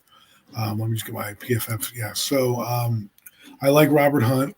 He's one of my top guards. Keep in mind, guys, that's stored in bid. So that's what they're expecting teams to store at. So, if you really want Robert Hunt, he's going to go up. But you're going to get what Kevin Dotson got, and he got that big deal. You're going to get in between there. Now, Robert Hunt's they say he's 27 and a half years old, but he's 28. He's a cap casualty. Now, this is one of those moves that I like because they don't have any money with the Dolphins, so they had to cut him to get under the cap. So this guy probably should still be on their team, and is not. They can't. They could. I'm sorry to interrupt. They could, but they have a lot of cap problems. No, but what I'm saying is because they have cap problems, you get a gem like this that comes off on the market, and he should be your top priority. Now, of course, the Giants knowing the Giants, they don't always do things the right way, but there's a couple guys here that I also like. Kevin Zeitler is interesting. I don't know if I bring him in, but he's 34. Dalton Reisner is a guy that interests me. Somebody brought him up on Twitter. If you're listening, I think his name is Mace the Flip Flopper on Twitter. He does a good job. He's been bringing up a guy named Dalton Reisner who came off the couch like Justin Pugh and kind of did some good things for the Minnesota Vikings. He's now a free agent. He's also 28. He's a guy that's a bargain basement. He's going to get paid, but you can give him a cheaper deal if you'd like. Ezra Cleveland, that's another deal that probably Dalton Reisner can look at 3 years, $28 million, something like that. Damian Lewis, another guy that I would like them to bring in here. Not the greatest of linemen, but, we're talking about a guy who's still young, 26 years old, has starting experience, is 332 pounds of, up front. So you imagine you put that next to Andrew Thomas, you have JMS, and then let's say you get a Dalton Reisner, or maybe you get a John Runyon, or the Giants were linked to Jonah Jackson. Maybe you get him and bring him in there. There are plenty of guards in this draft, in this free agency pool. I think the Giants need to bring in at least 3. I would start with Robert Hunt, and then if I can't get Hunt, I'd bring in 2 or 3 lesser guys. But I'd start with Hunt, and then maybe bring in a Jonah Jackson, and then try to get for a tackle. I'd want to get a guy who had some both tackle experience and guard experience already, right? So that would be probably Aquanu, right? You're not probably going to get him, but he does play guard and tackle experience, right? So Mekhi Becton, he's a guy that, if you want, he's still young, you can bring him in as a swing tackle, might help. Jonah Williams, again, another guy you might want to bring in here as a tackle. Might not cost you that much money, but could be a guy in here if Evan Neal fails, or if you need a backup for Andrew Thomas, because let's be honest, he hasn't stayed healthy a lot this year as well. So for me, the guard and offensive line is going to be big. I really do think, we also might see Tristan Wirfs hit the market. I heard that he might be a cap casualty. With Tristan Wirfs, Jarek Will, one of those two is I think, going to be a cap casualty. So there's going to be guys out there. It's interesting free agency period because there are going to be so many guys, so many talented players out there being cut by teams, being let go by teams, and teams not having enough money to fund, where you can really find and fill out a lot of holes in your roster. The Giants need to get guys that are going to be here, like a Jonah Jackson. He's 26 years old, 26, 27, 28. Be here the duration of that quarterback, the duration of that, guy that you're trying to build with, and you're not always flip-flopping. Then in the draft, what you're supposed to do is identify, best player available. Once you get to a certain point, people talk about best player available. When you get to the draft and free agency, you need to draft for need and make sure you find your cornerstone pieces. Then once you find those guys, the consistent guys, your starting fives, the guys that are going to be there, they don't have to be all Pro Bowlers, but guys that are going to give you your solid 4 or 5 years. That's when you start to draft behind them, so that when they leave, you have somebody there. Or if they stay, you have a bargaining chip now to use to get more resources. Remember, this is a business. Every player you acquire, you should always think about that player getting you assets coming forward or being an asset to your team going forward. I don't think Jonah Jackson is gonna break the bank. You know what I'm saying? No, he's not. But what I'm saying is, you get John Runyon and Jonah Jackson, or a Robert Hunt and a Jonah Jackson, or something like that, or even a Connor Williams, or some, guys like that. There are enough adequate. Well, when have you ever seen a free agency with this much linemen? And I get it, guys. You can say like they might not turn up, but no, they have proven history. These are not draft pick guys. These are not guys we're drafting. These are proven commodities that teams can't afford to keep them. Well, so you guys gotta understand too. When we talk about all these linemen, I mean, like, I know a lot of people watch our show is more experienced in football than I am, because I can be a dumbass at times. But you gotta understand, guys, that these linemen, it's not every day that this time of the year that linemen is available in free agency. Well, you know what I'm saying? And this much. Continue. It's because of salary cap restrictions that have happened. A lot of people overspent, and they're trying to get over that. The cap next year is going to go up a lot more, so you'll see a lot more contracts. That's why I'm saying to people right now, you get your quarterback, because look, if they build the offensive line out right now, right, then you go in there, and there's a receiver I want to talk about that I want to bring in 1 minute, Kendrick Bourne from the Patriots. He doesn't have to be. He's not a big name signing, but why bring him in? Because you need to fill out the roster for the receiving core, anyways, right? And what I would do is bring a guy like $17 million. Bring a guy like Kendrick Bourne, who's coming off an injury. He's probably not going to command that much money. Who's a solid player, can give you some snaps. You get a guy in there, your quarterback in there. You have some offensive linemen that are already there, right? You can then get a receiver in the second round, and now you have a receiving core. You get your running back, a running back. I like DeAndre Swift in here. There's a lot of things the Giants can do to get stopgap players for now, like Kendrick Bourne. He's not going to cost you that much money to bring him in, and he's a solid production player, right? He's not a superstar. I know the Giants need a superstar receiver, but the Giants have 3 real receivers under contract right now that are going to be there. They have Wando Robinson, Darius Slayton, and I think Jalen Hyde is the other one, right? And then you have a couple other guys, Isaiah Hodgins and a few others that are sprinkled in there, but nobody that's really you're going to say is going to make it. This guy could be your Paris Campbell. He can be a gadget player. He can be a solid possession receiver for you. He's got some speed. It doesn't preclude you, but again, you need veterans. So let's say you get a young guy in here. He can help the quarterback out. It's just you're building for your quarterback, and that's what this free agency is about. And it's exciting because there are so many players that are going to be available. And we talked about the offensive line. I've given you a couple guys that I like to talk about. There is a receiving core. The receiver core is not as deep as the offensive lineman in this draft, in this free agency class, which is great because the Giants can really get their team to about an average team really quickly. And that's why I'm saying you bring in your quarterback, you get Dalton Reisner, you get, Jonah Jackson, you bring in, Kendrick Bourne, maybe you bring in an edge player, and then you go in the draft, you draft your quarterback, you get another receiver, maybe you get another edge, a tight end, and things like that. And before you know it, the Giants have the makings of what we call a football team. Then come 2025, with whatever draft picks that we have, because if we haven't traded up to go get a quarterback, now we have more free agent money to not only get more contracts in here and build and maybe get a big-time receiver that might be on the market, or draft a big-time receiver next year in a class that's also loaded at wide receiver, right? We can do so many things if we do this free agency right, meaning getting the lineman, getting maybe an edge player, getting a receiver, maybe a cornerback for cheap, and then drafting your quarterback at 6. Because I believe no matter what you do, even if you bring in a Ryan Tannehill, because I think that's where they're going to go. Because they were saying Sam Darnold. They said Sam Darnold, Jacob Eason, and maybe a Drew Lock, I think, something like that. I wouldn't mind Drew Lock here. Like, if you were going to give me if you were going to punt on a quarterback, that's a guy that I would be like, all right, at least give me him for 2 years.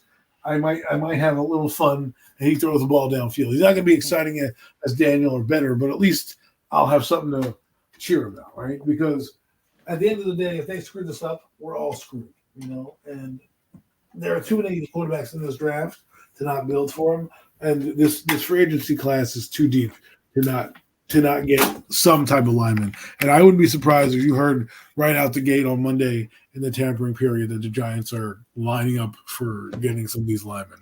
So Well said, well said. I do honestly. I want to name two players, and I believe we can actually get them both. And you name both. I believe Jonah Jackson is a player that's not going to demand a lot of money. You know what I'm saying? He is going to demand money, but he's not going to demand a lot of money. But one player that I'm hearing around the Giants, circles and things of that nature is, I believe I closed it. No, I didn't. Is Robert Hunt. I honestly think Robert Hunt. He's young. He's gonna probably demand or probably gonna get him for about 13 million if we can, but I would pay him 13.5 because this kid just turned 27 and he's a guard and we need to fill that position. And at the end of the day, too, we can even afford to get him to get someone maybe like a Connor Williams. I know that sounds crazy, but at the end of the day, I think our big spendings in free agency is gonna be offensive linemen, and we can get trust me, guys. If you look at a lot of positions that we do need, there's a lot of older players out there. If we don't get rid of Xavier McKinley, right? We get rid of Xavier McKinley. I mean, like Justin Simmons just got released from Denver, and he's not going to demand that much money. Does he deserve that much money? Absolutely. But is he going to make it? No, because of his age. You know what I'm saying? And if you look at Micah Hyde out of Buffalo, you know what I'm saying? And you bring up a good point. Not to interrupt you. If you start to spend money on the open discussion, if you spend money on the O line, somebody's going to be robbed of the bank. Meaning, if McKinney says, "I am going to go out and find my, offer," the Giants say, "Go ahead. That's more power to you. You should do that, right? We're not going to pay you more than the bare minimum of 13 million that Kyle Duggar got. If you think you can get 14, 15, by all means, go out and do it." But what it does mean what you have to tell them is on the contingency, we're going to have that money when you come back. Meaning, I'm not going to sit here and wait for you, but you can go out and get an offer. I'm going to go now spend that money. If I come back and spend that money and you come back to me and say, I want 13 million, I'd be like, well, I can only give you 11 now because I spent my money on getting this guy, which means what I'm saying is if the Giants don't care and are just like, screw it, I don't really give a damn what happens.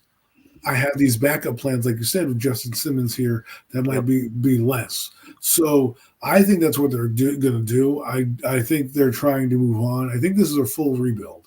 And that's why I go on a lot of Twitter spaces. And Twitter can be toxic. But there's people on there that talk about, different things. And one of the things they were bringing up was,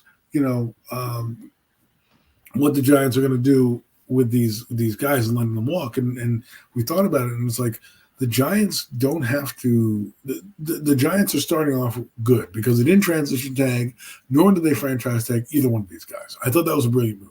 And why is that? Because now we're not handicapped with that money to spend it if we don't need to. You can go there, get your money, go out and do what you need to do, take care of your family, you get a better deal. We obviously want you. McKinney, we love you. We stuck by you. Yes, absolutely. Your hand and all that other bull crap that you put us through. We obviously like you. However, we're not in the mode of getting to the playoffs or doing anything. We're rebuilding. So go out and get your money. If we happen to spend that money because we found a couple guards that we like, well, so be it. And if we lose McKinney because I'm getting Robert Hunt and, Dalton Reisner and a couple guards and maybe, a corner, so be it. I'm not saying I don't want to keep my players. I know a lot of people are arguing about the McKinney thing. Oh, you don't want to keep your players. I'm like, look, man, if he wants to go out and find money and he goes and gets that bag and he says, man, I'm getting $15 million a year. What do I care if he leaves? That's his business. I want McKinney back. I think he's a good player. But if he goes out and somebody wants to pay him that kind of money, by all means, he should go out and take that money. He shouldn't, like Max said, take a hometown discount because let's be real. Why should he? He's 24 years old. He thinks he's the best safety. He just signed David Mulligan, I think is his agent or something like that. At least that's a rumor. And he's one of the guys that gets people paid. So just think about that, And I have a couple other guys I'd like to talk about. I don't know about you, Mac, but I'm really interested in Bryce Huff, I think the kid's name is, from the Jets, the edge rusher. And then Greenlaw from Houston. I like him too. I would love to get. I think we can get those. I think we can get those guys. Not necessarily cheap, but at least like the top edge defender is right. Josh Allen's franchise. Brian Burns is franchise. Danielle Hunter is 29, but he's going to get the bag. Bryce Huff is the next guy I would throw money at if I was the Giants. I'm not sure if I want Chase Young, even though he's 24 years old. I'm not sure if I want to. Huff from the Jets? Yes. I mean, if Chase Young comes in cheap, I would take a flyer on him. Jonathan Greenard is another guy. It's the guy I want, but we won't get him because we already have him on roster. But imagine him and Dexter Lawrence on roster, but he's too expensive also. Who? But think about it. Oh, think Christian about it. Think about it. That's OP. No one's running on us on the outside, but the middle is sealed. Ain't nobody running down the middle. Well, someone said the Giants might be interested in Zadarius Smith. That might be an interesting one. I don't know if I want Jadeveon Clowney. I mean, the edge market is not too great. I mean, you have Uche here who plays. I mean, that's a guy that's young. Leonard Floyd, I wouldn't mind coming him in a 10-year, a cheap deal. Van Ginkel is a player on there. Darnell Autry, people are telling me about, might come in. He's played for the Titans, so that might be a thing. But as long as it's a cheap deal, I'm not, I'm not, breaking the bank on that guy. But like Dorrance Armstrong, like if you're gonna do something, do it young, right? Like Brandon Graham, I don't want to hear. Carl Lawson's interesting.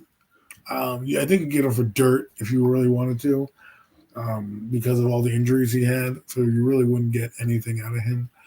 Someone said AJ Espinosa. I don't really want him either. It's not Kyle Van Noy is intriguing, but again, he's 33. Marcus Davenport's interesting again, but I don't know if he fits our system. It's really about. Oh wow, Darryl Taylor's available. Interesting. So it's going to be interesting to see. They can get a lot of. There's going to be a lot of shopping done for the Giants, and I believe that. Oh yeah, give me some Kevin Bird right now. Sign him up if you know what I'm saying. I'd be okay with that. I'd be okay with that. Absolutely. Yep. But that's what I'm saying is like if you because Monday you can actually Bird's cut. You can technically talk to him right now. There's no tampering because he's not under contract. I think he was released by the Eagles, if I'm not mistaken.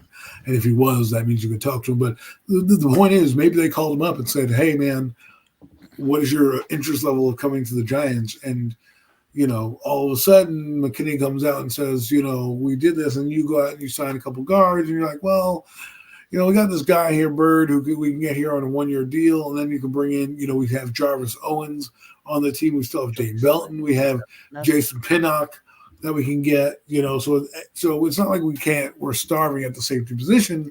And I don't believe Joe Shane is going to really dump a lot of money into the safety position. I really don't, especially I don't think guys that are not his guys, right? Like, yes, he did Andrew Thomas. Yes, he did Dexter Lawrence, but notice that's the only two guys he's done from the other regime. I mean, he did do Daniel Jones, but I think he's trying to get out of that contract, and Saquon Barkley. But those two guys are not back now, right? And Barkley, it's unfortunate for him. I think in the running back market, if we're going to go to the running back market right now, let me just bring up my running backs here on PFF. There's a couple guys here that intrigue me that I wouldn't mind being the first to kind of get here, and that's definitely not Saquon Barkley. I'm tired of you. I'm just kidding. Singletary, I see we got the Singletary. Austin Eckler is kind of interesting to me. DeAndre Swift is interesting to me. I don't know if I want J.K. Dobbins. Too much injuries for me, but you'd probably be cheap. Someone said Singletary. Gus Edwards. I said it because I see we draft a running back, but we need a veteran. I would love to go after Austin Eckler for that price. I want AJ Dillon. No, fuck that. No, fuck that.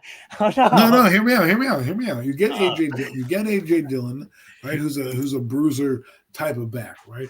Then you can have another scat back. I'm just saying a scat back to like because if you look at what Green Bay did, dude, if you look at Green Bay did, Green Bay had a run game of two-headed monster. Right, so if you but there was also games that Aaron Jones was hurt at him that AJ Dillon did fucking absolutely shit when he had his chances. Well, Well, look, guys, I don't know. Call me.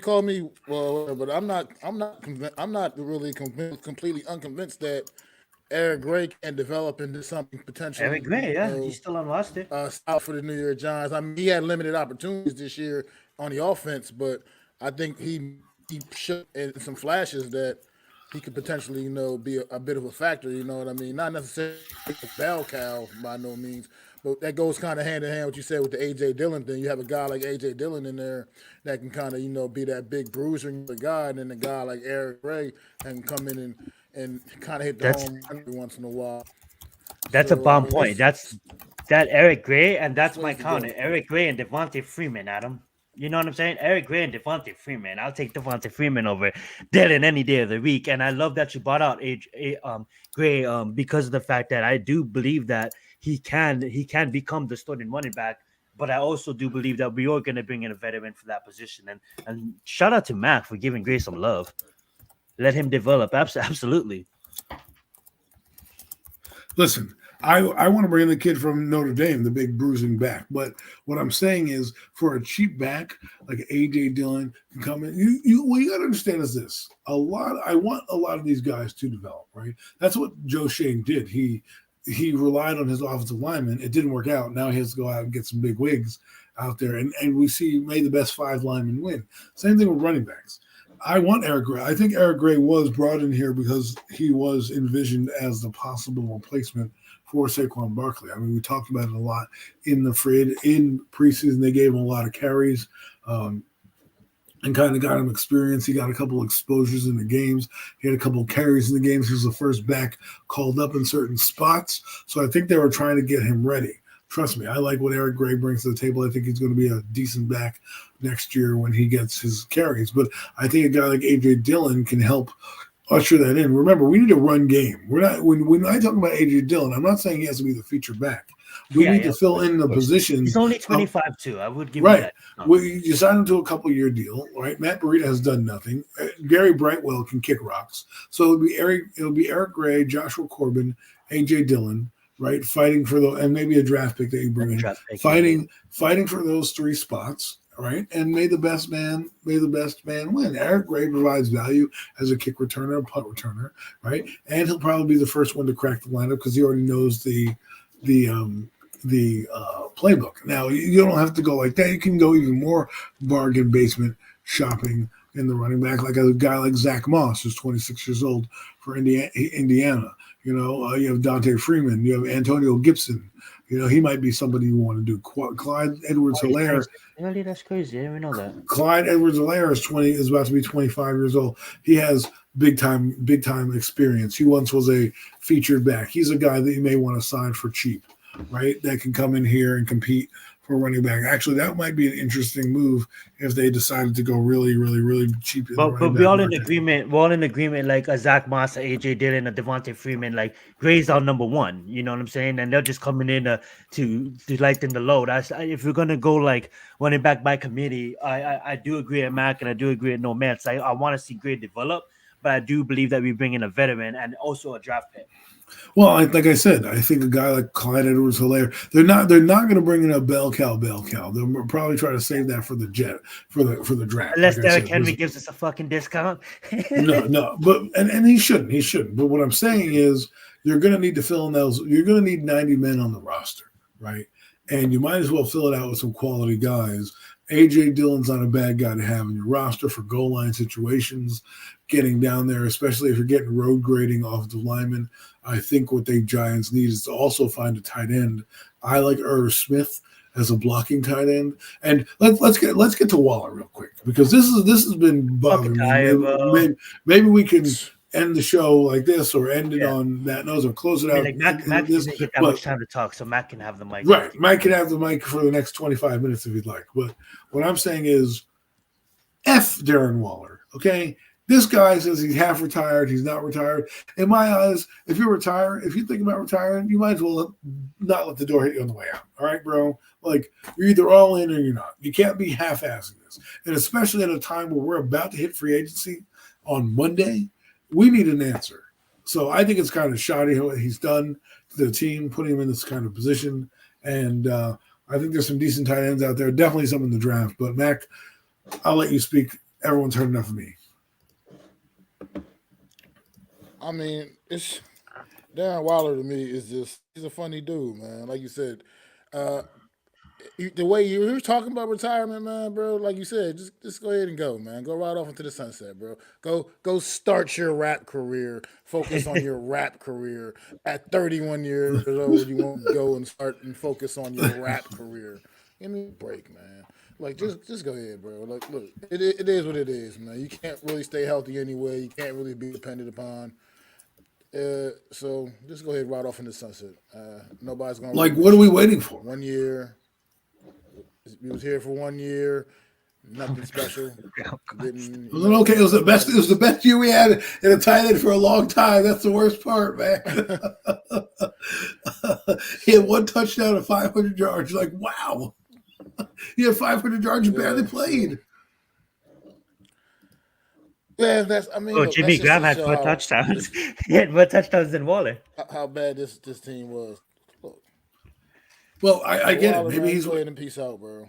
waiting to find out who the quarterback's going to be before he decides to come back. I don't know. I mean, I'm saying that tongue in cheek. But if he's like, Russell Wilson's coming back here, oh shit, I'll come back and play.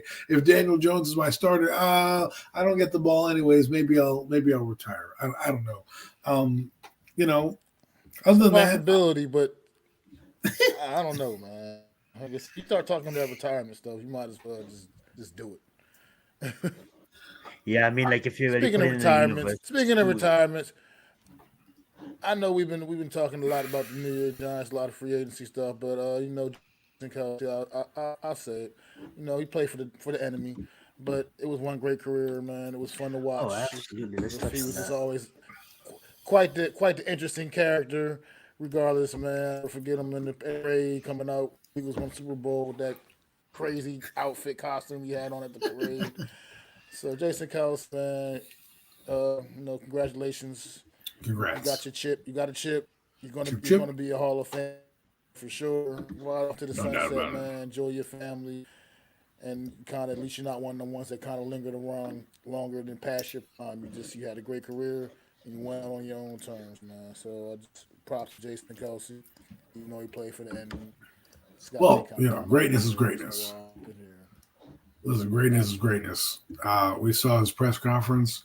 It was something that I wouldn't say, I don't want to make it overly dramatic, but it was something to behold, to have somebody have that emotion come out. Thank all that, he came out in Jason Kelson fashion, not in a suit. He came out and, his mutton chop, his arms are out, the guns are out, sun's out, guns out.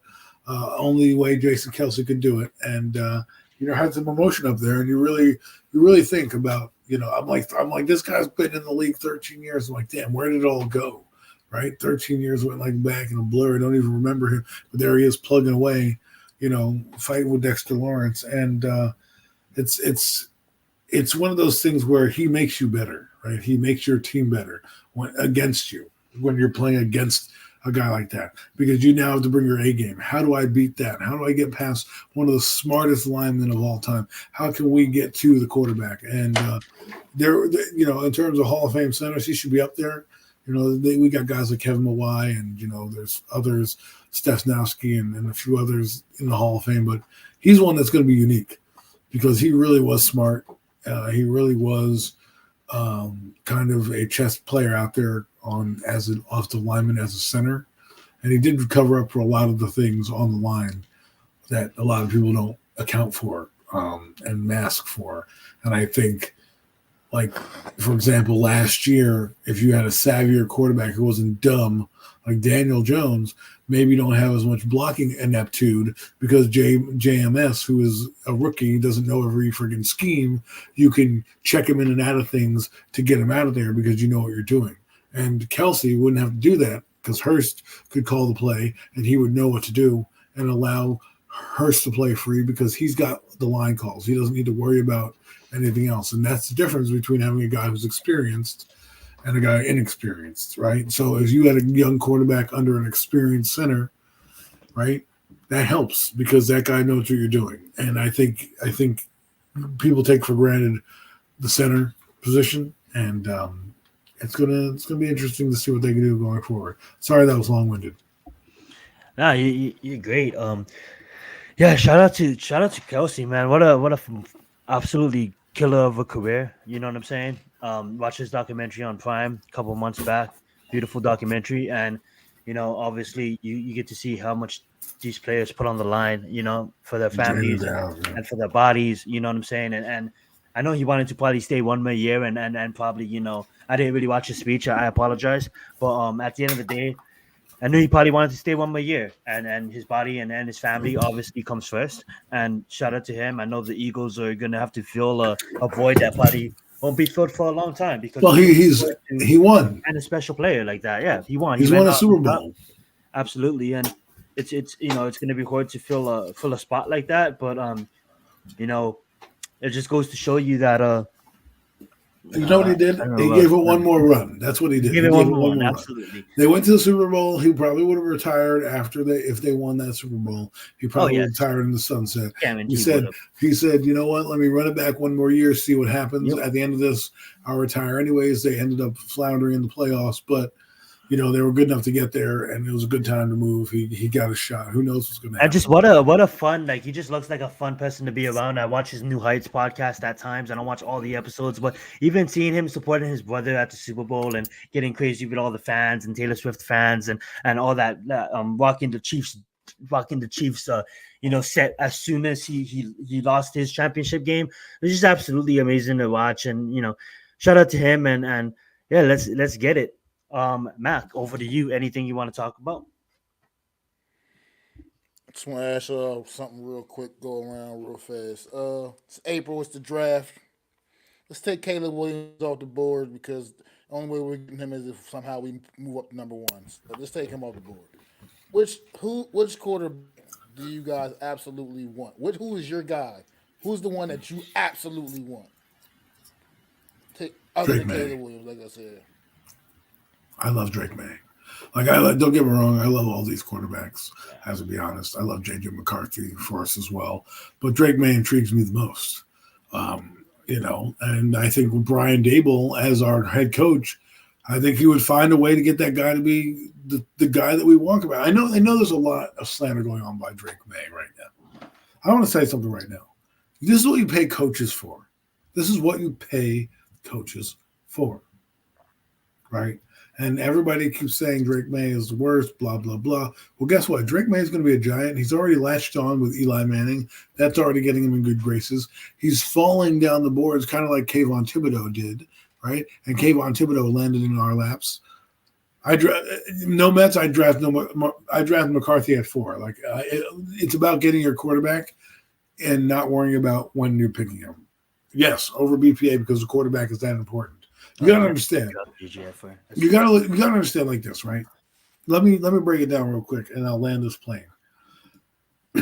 Drake May is a franchise-moving quarterback. You do what you can to get him. You get him in here. You can start Daniel for 8 games, 9 games.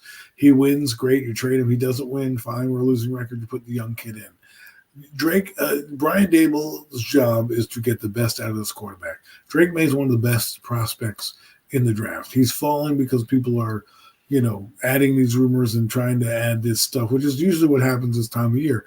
Same thing happened to Kayvon Thibodeau. Kayvon Thibodeau was supposed to be the number 1 ranked defensive player, was going to go number 1 overall. Somehow he mysteriously ended up on the Giants because he had lack of effort and lack of tape.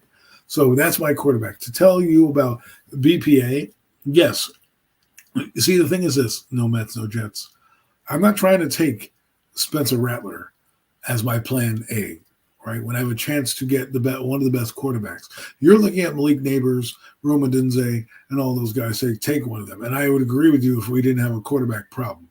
We have a quarterback problem we need to address in the first round. And where are the top quarterbacks? You're usually at the top of the first round. You go get one. And George Young said it best. Phil Simms was supposed to be a late first-round pick. He took Phil Simms at 6. He said, I don't have a late first-round pick. My pick is at 6. So you pick the guy right there because you don't worry about getting cute. And then in the second round, where there are 17 receivers who are ready to go in the first round alone, there are going to be 17 receivers, maybe more after the pro days, that are going to be ranked to go first-rounders. Why can't I get a guy in the second round like a Xavier Leggett or a Keon Coleman, who, by the way, ran a 4.61 at the 40. That's not putting you up draft boards. I'm sorry. You know what I'm saying? That's not. People are going to take you down. So that guy may be in the second round, and that guy may be a steal in the second round because it was 40 time. So I'm worried about that. Get your quarterback in place by hook or by crook. That's what I have to say about that over BPA. Yes, I do that. Absolutely love it. The way I look at it, I'm going to touch on the receivers as well, but then answer your question in the end, Mac. There's 11 receivers I rank, and a lot of people do rank in the top 50 picks, but there's about 23 to 24 receivers that can go in round 1, 2, and 3. That in other years, just let those numbers sit in, okay? I look at someone that I call me biased, but I look at someone like Jerry Rice's son, Brandon Rice. He played for SC.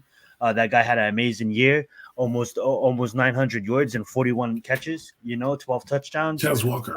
Absolutely amazing. He runs faster than what he ran at the combine. He's going to show up at his pro day with Caleb Williams. But I see someone like that is mocked in the 4th round that we probably can get in the 3rd round, because I don't think he's going to go in the 4th. I think he's going to go in the 3rd. I look at that. We didn't even spend our 2 second-round picks. So at the end of the day, I look at these. Xavier Leggett. Yeah, I like Xavier Leggett. You look at all these receivers, man. There's a deep receiving class this year. There's a deep, not as deep, but there's a deep offensive lineman class this year. If you look at the quarterbacks, there's really the cream of the crop. And then you get some in the second, and then there's the fall off. You know what I'm saying? If you think of next year, you have these quarterbacks. I can only really truly name one in Sanders that's going to be a true number 1 pick. I mean, like round 1 pick. You can say Quinn Edwards would be there. Maybe Dylan Gabriel has an amazing season at Oregon, and his name starts popping up on these radars. You know what I'm saying? And there's these other ones, but they're ranked 2nd and 3rd rounds. This is a fucking draft, guys, that's been for a while. If you've been looking and watching for a while, since around 2020 was kind of overshadowed with COVID, but 19. But when you have 2021, we already knew that this draft is going to be special. We already know that 2027 is going to be special with Arch Manning and the boys and Malachi Nelson if he balls out and stuff like that. But long story short, guys, this is the draft that these scouts has been waiting for. If you do need a quarterback, if you look at last year's draft, it wasn't really quarterback heavy, right? You look at this year's draft, this is the year to get your quarterback. Jaden Daniels, amazing year at LSU, absolutely a stud, but popped out of nowhere. I wouldn't say he's a nobody. I had him ranked as 7th quarterback going into the season. Travis. Beyond the point, I knew who he was. People knew who he was, but we didn't know he was going to have that kind of season, right? If you look at someone like Drake May, who basically didn't have damn near as much talent about him that Caleb Williams had, that Jaden Daniels had, they damn near lost some a lot of people in the draft, a lot of seniors. Damn near didn't really have talent. Showed yet again that.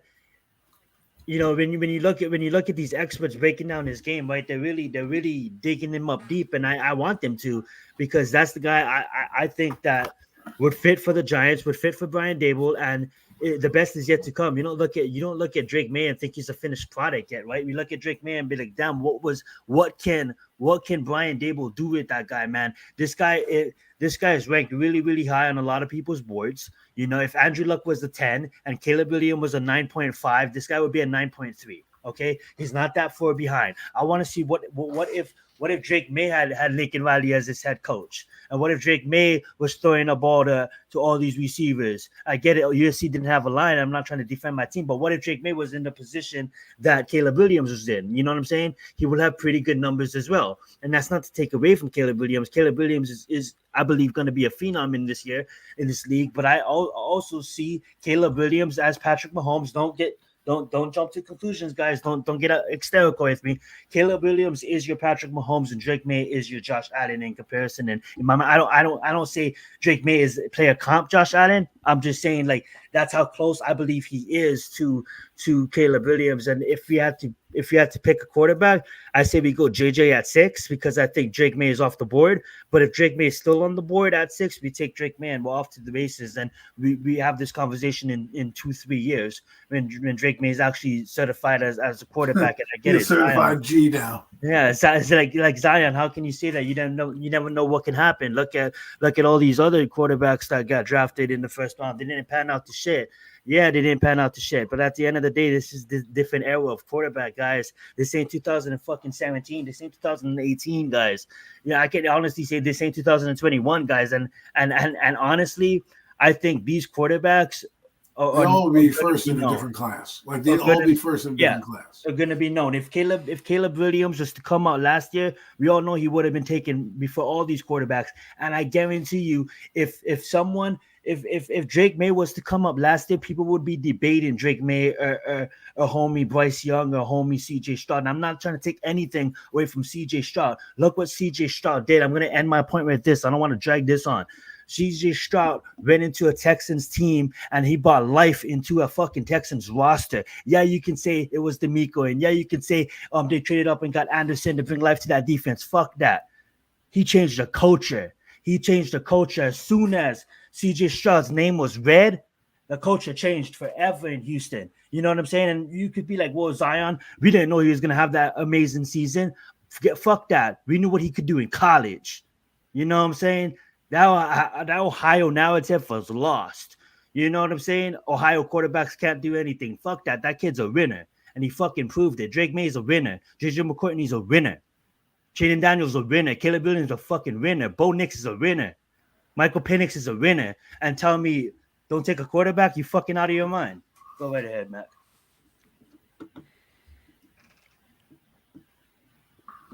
I mean, this is good. I just, well, you guys, I told you earlier in the show. I hope, like I said, I just kind of, I just something about you just see guys, something about them, man. It just, you can't the experience. The experience. You also can't ignore the experience. 61 starts. I have a feeling it's going to be Bo Nix. That's just. He's the guy we're not talking about. He's the guy we never talk about for the Giants, right? He's the only guy that we rarely say is going to be the Giant. Well, guess what? That's probably the guy that's going to be the Giant.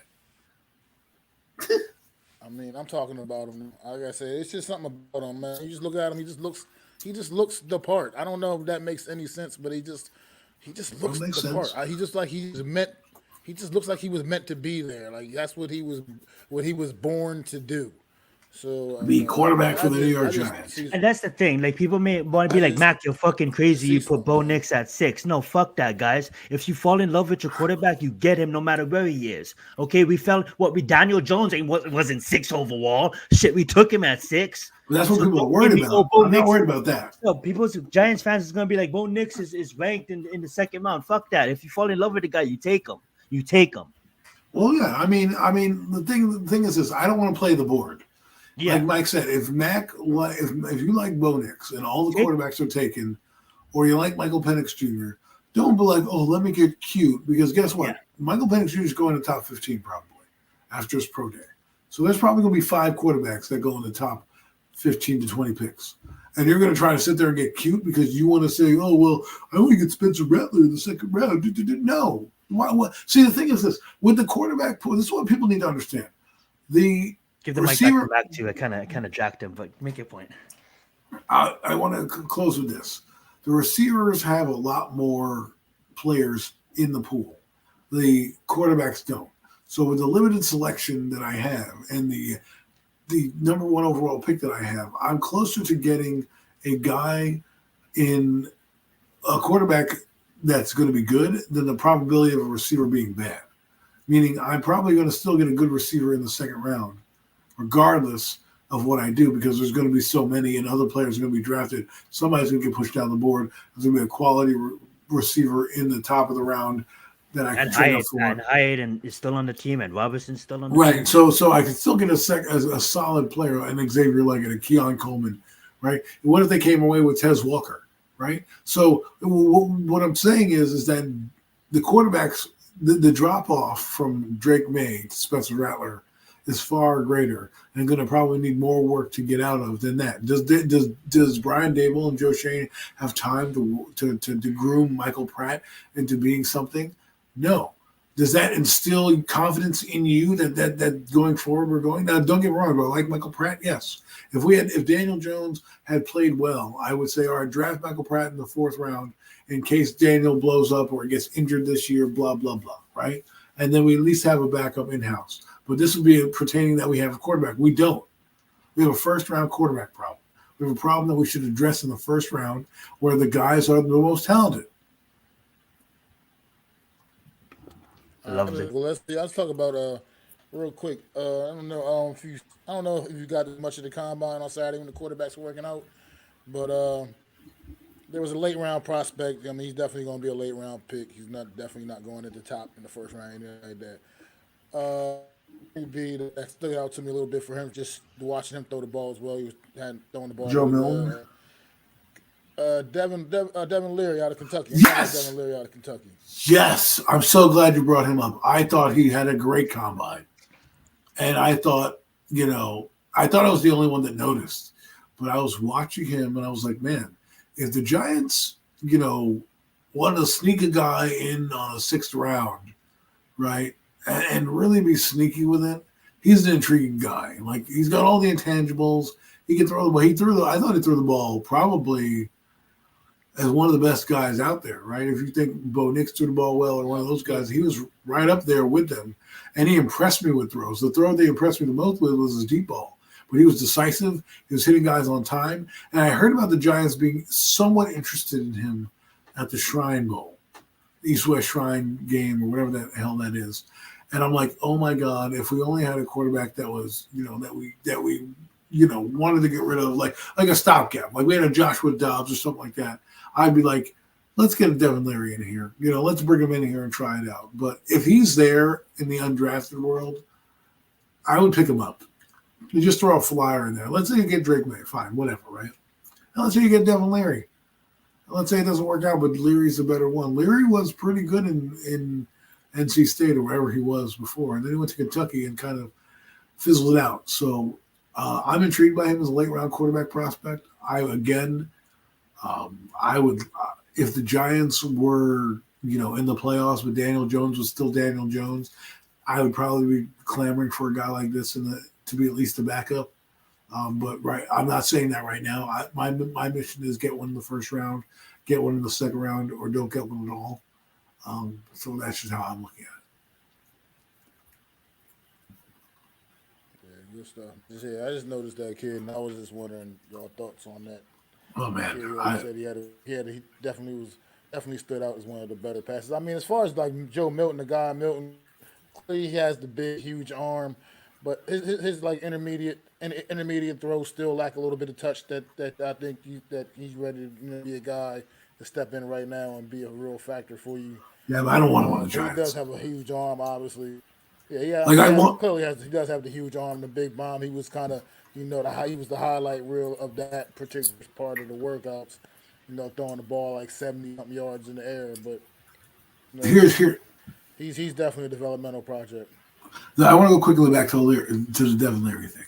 If Daniel Jones had signed this contract this season, right, and Devin Leary was on the board, I would be taking Devin Leary in that scenario, right, where I'm like, all right, I need a backup quarterback. I need a guy who has some talent that could probably grow. That's where I would take Devin Leary. Right now, because we can get out of the contract of Daniel Jones, I want to take a first-round quarterback no later than a second-round prospect, right? Because I can see the Giants trying to do that. Getting Roma Dunze, bringing in fucking Russell Wilson, then drafting a Michael Pratt or somebody later on in the draft to try to patchwork it like that. And I'm just like, that's not the plan I want to go to. Don't get me wrong. I like Pratt. I like Spencer Rattler. Again, that's not the way I want to go. Didn't mean to hijack your moment, Mac, but I'm all done and I'm good. Free agency, let's go. Monday. Good. Woo! I'm good. Yeah, I'm good. I'm just waiting to see what these moves that start to get made. These guys coming Monday morning, man. It's gonna be like Christmas. They can't put pen to paper. They put pen to paper on Monday, but they can start. They can start coming to some agreements. So, handshakes. We'll see what happens, man. And I better hear our name. And can we just say like real fast too? Like, I mean, like, I know as Giants fans we get so passionate about our team and stuff like that, but you have to admit, like, Joe Shane got hired for a reason. I was talking to Adam earlier today. I think he is cultured. I think he is on social media more than Dave Gettleman was. I think he is hearing what these Giants fans are hearing. And if you look at his draft picks last year, you looked at his free agent moves last year, he tried. And I think he's going to be just as active this year. So shout out to Joe Shane. I know he's getting a lot of fucking shit from Giants fans and shit, but let the guy work, man, because he's proving us pretty good so far. So let's trust in him and trust in these coaches that they'll know and they get paid. We all want to give our opinions as fans. We're all fanatic at times, but these guys are actually getting paid millions of dollars to work. So let's respect them and watch them work. Continue. No, I'm all set. I'm good to go, I'm man. good I think too. it's been 2 hours, man. We're nearing the 2 hour mark. It's been a great show. Appreciate everybody. 31 people. Great audience and post show. We really appreciate that. Y'all tuning in, listening to the Horsemen talk that football talk.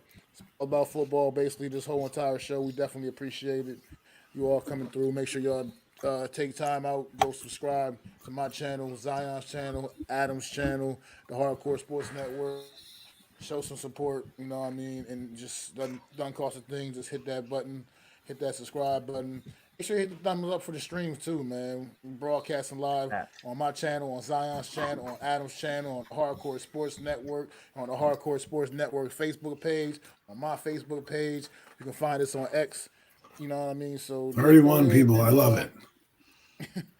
And definitely appreciate the support and Shout appreciate out the to you love, guys. man. Fun show. No Mets, all of you guys that tuned in. Thank you in the chat. 31 people. Thank you so much. Appreciate you, Kevin Sullivan, coming through, man. Really definitely appreciate you, man. And no mess, no nets, no jets. You know, you're definitely my guy, always holding down the chat, man. And tune in to myself and Costas on Wednesday, bringing back first off-season edition of the Real Deal NFC East Roundup, 5 p.m. Eastern Standard Time on Wednesday. This Wednesday on March the 13th, the first day of the agency. We're gonna be talking special about edition. all that crazy. What's going on in the NFCs? The moves getting made. Everything cool, man. Get y'all up to date, man. What's been going on this past off season, man. And throw them fours before our guy NYG Jeffrey T, man. Our fallen angel, man. Always shining that light down ever so brightly on us, man. No doubt. And we are the full horse. We are the Horsemen. I'm the Giants fan. That's Zion Zenith. That's Adam Costas. We'll see y'all next Friday night, 9 p.m. Eastern Time.